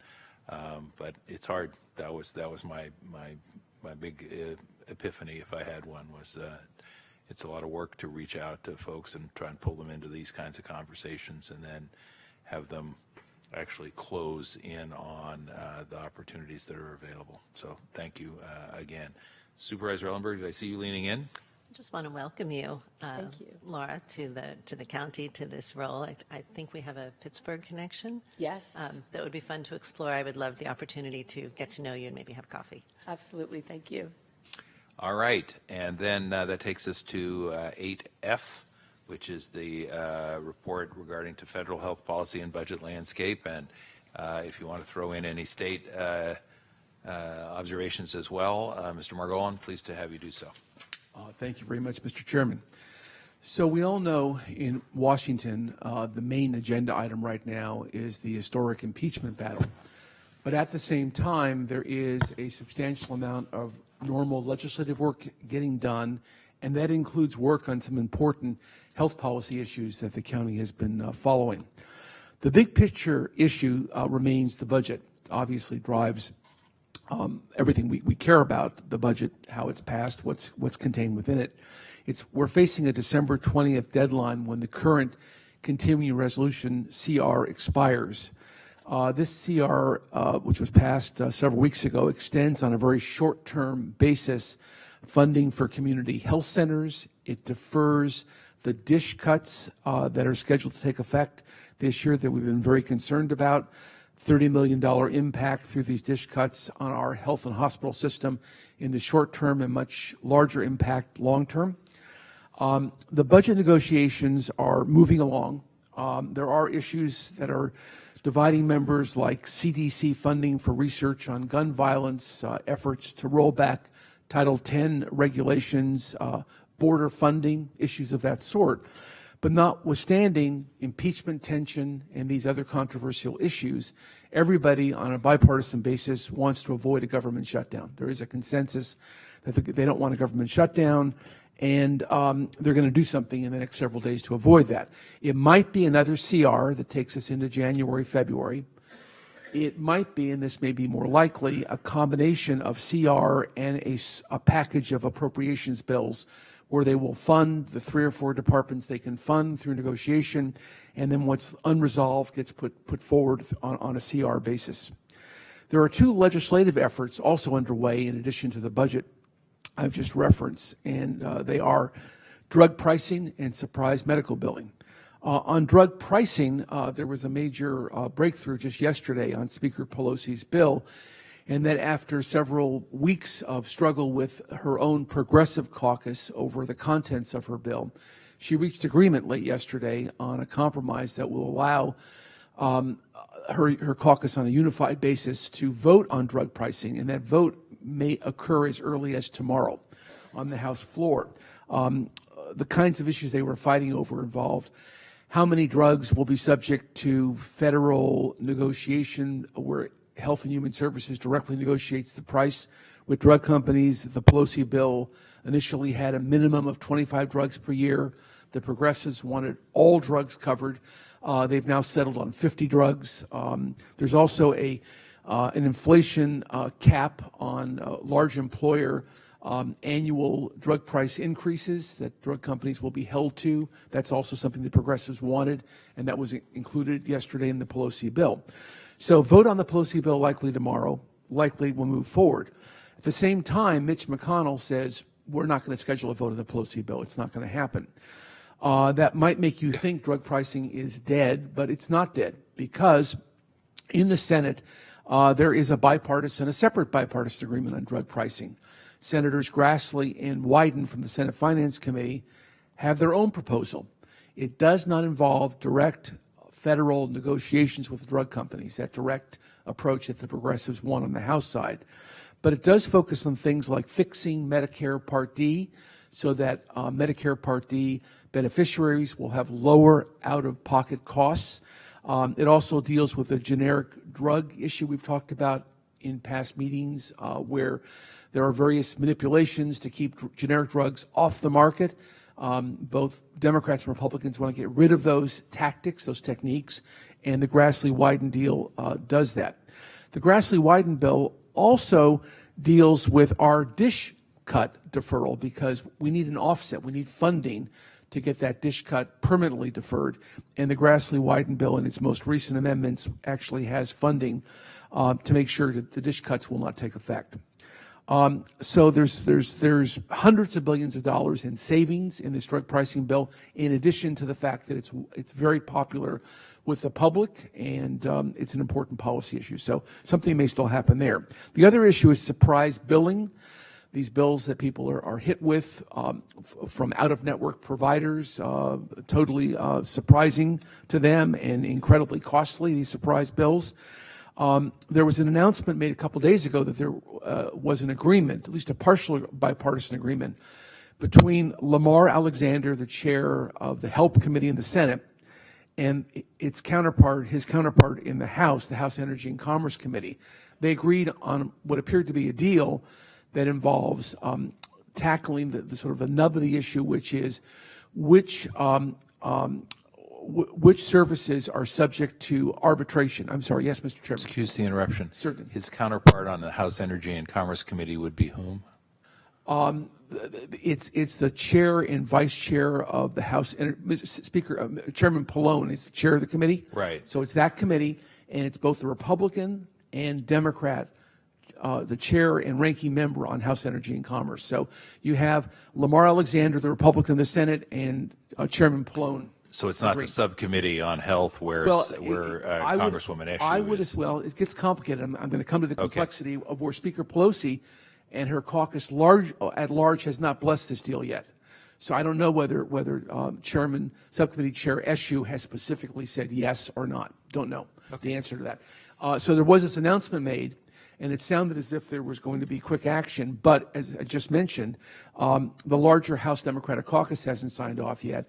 And Patty Murray, who's Lamar Alexander's ranking member, hasn't signed off yet. But there is a desire to get this done. They want to try to get this done, surprise billing, potentially in this December 20th budget deal. So this is moving rapidly right now. And it has consequence for us because health center funding, I talked about how dish funding is handled in drug pricing. Health center funding offset is contained within this package, and something could happen. So this is all an example of old-fashioned lawmaking, legislating. Everyone's focused on impeachment, but there is a lot of traditional legislating going on at the same time. Let me conclude, Mr. Chairman, with a reference to two rules that we've been tracking in their current status. One is the issue of public charge, the public charge rule, which came out a while back and then was enjoined, hasn't taken effect yet. There's been a substantial amount of litigation in various courts around the country. There's an injunction currently in place. There have been appellate courts that have said that injunction is not valid. We want to remove the injunction. There have been other appellate courts in other parts of the country that have said, no, the injunction has to stay. So it's moving towards a potential Supreme Court decision on public charge because you've got divided opinion among these various courts around the country. In the meantime, again, this is an issue that's generated a great deal of fear in the immigrant community because of the concern that people may face deportation, even though the fear is much greater than the reality. This rule is narrowly drawn, but on a fear level, it's being promoted in a way that's having a very bad impact on people's access to health care and other services. The other rule, and the final rule I'm going to talk about, is the MFAR rule that I mentioned, the Medicaid Fiscal Accountability Rule that we talked about at the last hearing. It came out just the day before we appeared, or maybe the same morning we appeared a month ago.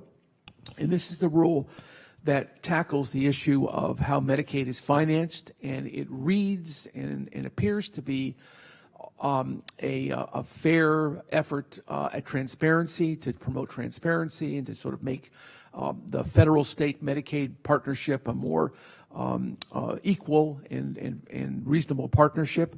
That's how it reads. It, in fact, actually would have the practical impact of making the California Medicaid program's financing arrangements very difficult to sustain.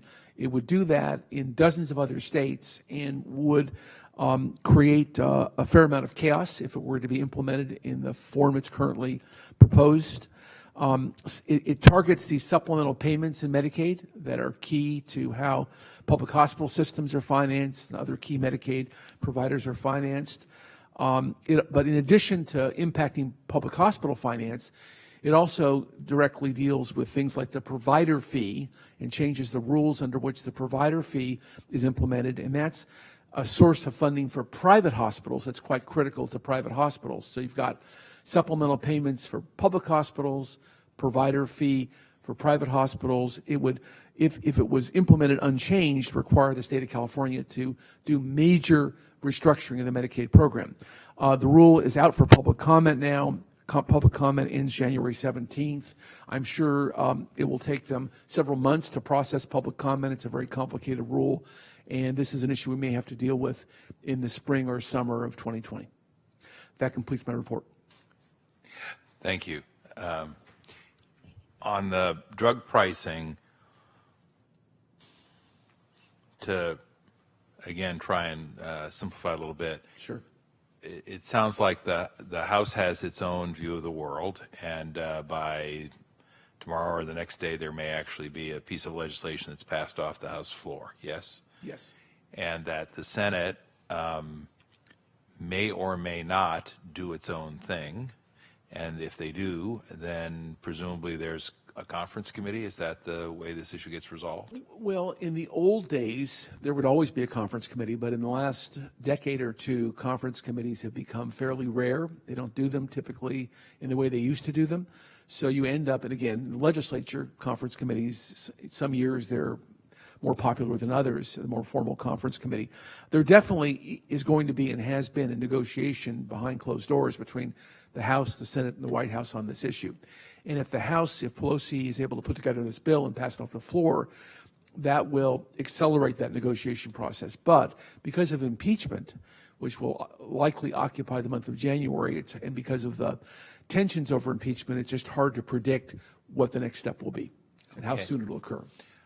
And then on some of these other issues that you referenced that are of importance to us, the dish cuts, for example, we're hopeful that the larger budget play will provide a venue to resolve some of these things. Yes, we're hopeful. And again, the particular mechanism is savings from the surprise billing proposal. That's what people are focused on right now. And they're trying to get that into the budget package. It may happen, it may not happen. There is opposition to this compromise from the provider community still. There are still providers who don't like this arbitration mechanism. I'm sorry, that's the wrong term. They don't like what's called benchmarking. Arbitration is what they prefer. And what it basically comes down to is the provider who submits the surprise bill because they're not in the network wants to go to arbitration and have this thing worked out. They don't want to have a formula for the region that gives them what they would view as a low reimbursement based upon regional averages. You mentioned some back and forth around gun violence research. For reasons that are neither here nor there, this is an issue I've dealt with a little bit in the past. I think this is the Dickey Amendment we're talking about. Does that? I said I think this is the Dickey Amendment we're talking about. Yes. I haven't tracked it that specifically, so I can't tell you. Well, the Dickey Amendment is from days gone by, and it essentially has been interpreted by the CDC as precluding them from doing any gun violence research. I think we've had some conversation with public health about this. And then my understanding is that the current head of Health and Human Services has said actually he doesn't see it that way, and that his more open view on the subject has met with some pushback from Second Amendment advocates, I'll put it that way. So if I could ask you to give us an update on this one in January, that Yes, would be I'd be great. happy to. I'd just be curious. The reason I'm asking is not just idle curiosity. We have had, unfortunately, occasion to talk about gun violence issues here in these chambers. One of the questions that we've asked in my office is, to what extent might we want to play a greater role, and we are playing a greater role with public health in terms of doing some of the research around gun violence, and we're cooperating with the city of San Jose where they've had some concerns, obviously. But part of the debate has to do with, or part of the conversation we're having is this something that we can ever look to the federal government to do, or will it continue to be precluded by the interpretation of the Dickey Amendment? So that's the basis for my ask. I understand. I'll make that part of my January report. Got it. Thank you. Supervisor Ellenberg, any questions on this item? I have none. Thank you for the report. All right.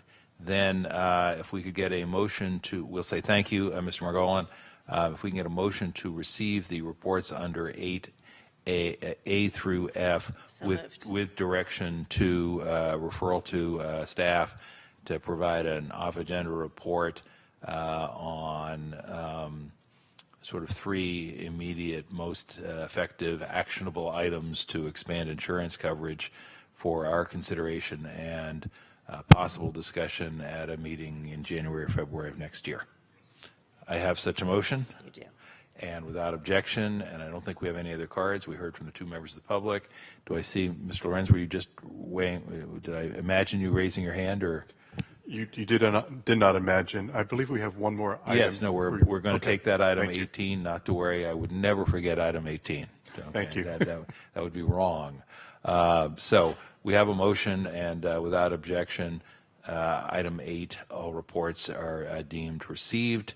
And in the unique numbering system of our committee, after item number 8 comes item number 18, and item number 18 is the VMC medical staff appointment. So let me turn to you and ask you to go ahead and provide that report and request. Good afternoon, Supervisor Smidian and Ellenberg. Thank you. My name is Yvonne Karanis, and I'm the president of the Enterprise Medical Staff, and I'm here to present the credentials report and answer any questions. Thank you. We do have that written report. It is contained in item 18, as I mentioned. Just for the record, my understanding is that it came in a little bit later than is typically the case, and so it ended up being added, and that's why we have you at the end of the agenda as opposed to the beginning of the agenda. But we are nonetheless happy, I'm sure, to go ahead and provide the authorization and approve the appointments and reappointments and privilege actions as contained in item 18. So let me ask for a motion to that effect. So moved. So moved, and I will second. I'll confirm with the clerk that there are no cards on this item, and that being the case, I can announce that without objection and hearing none, motion is approved. Thank you. Thank you. All right, now I believe that takes us to our adjournment, and without objection, we will adjourn to the next regular meeting of this committee on Wednesday, January the 22nd at 2 p.m. in these board chambers. Thank you all very much, and have a good holiday season.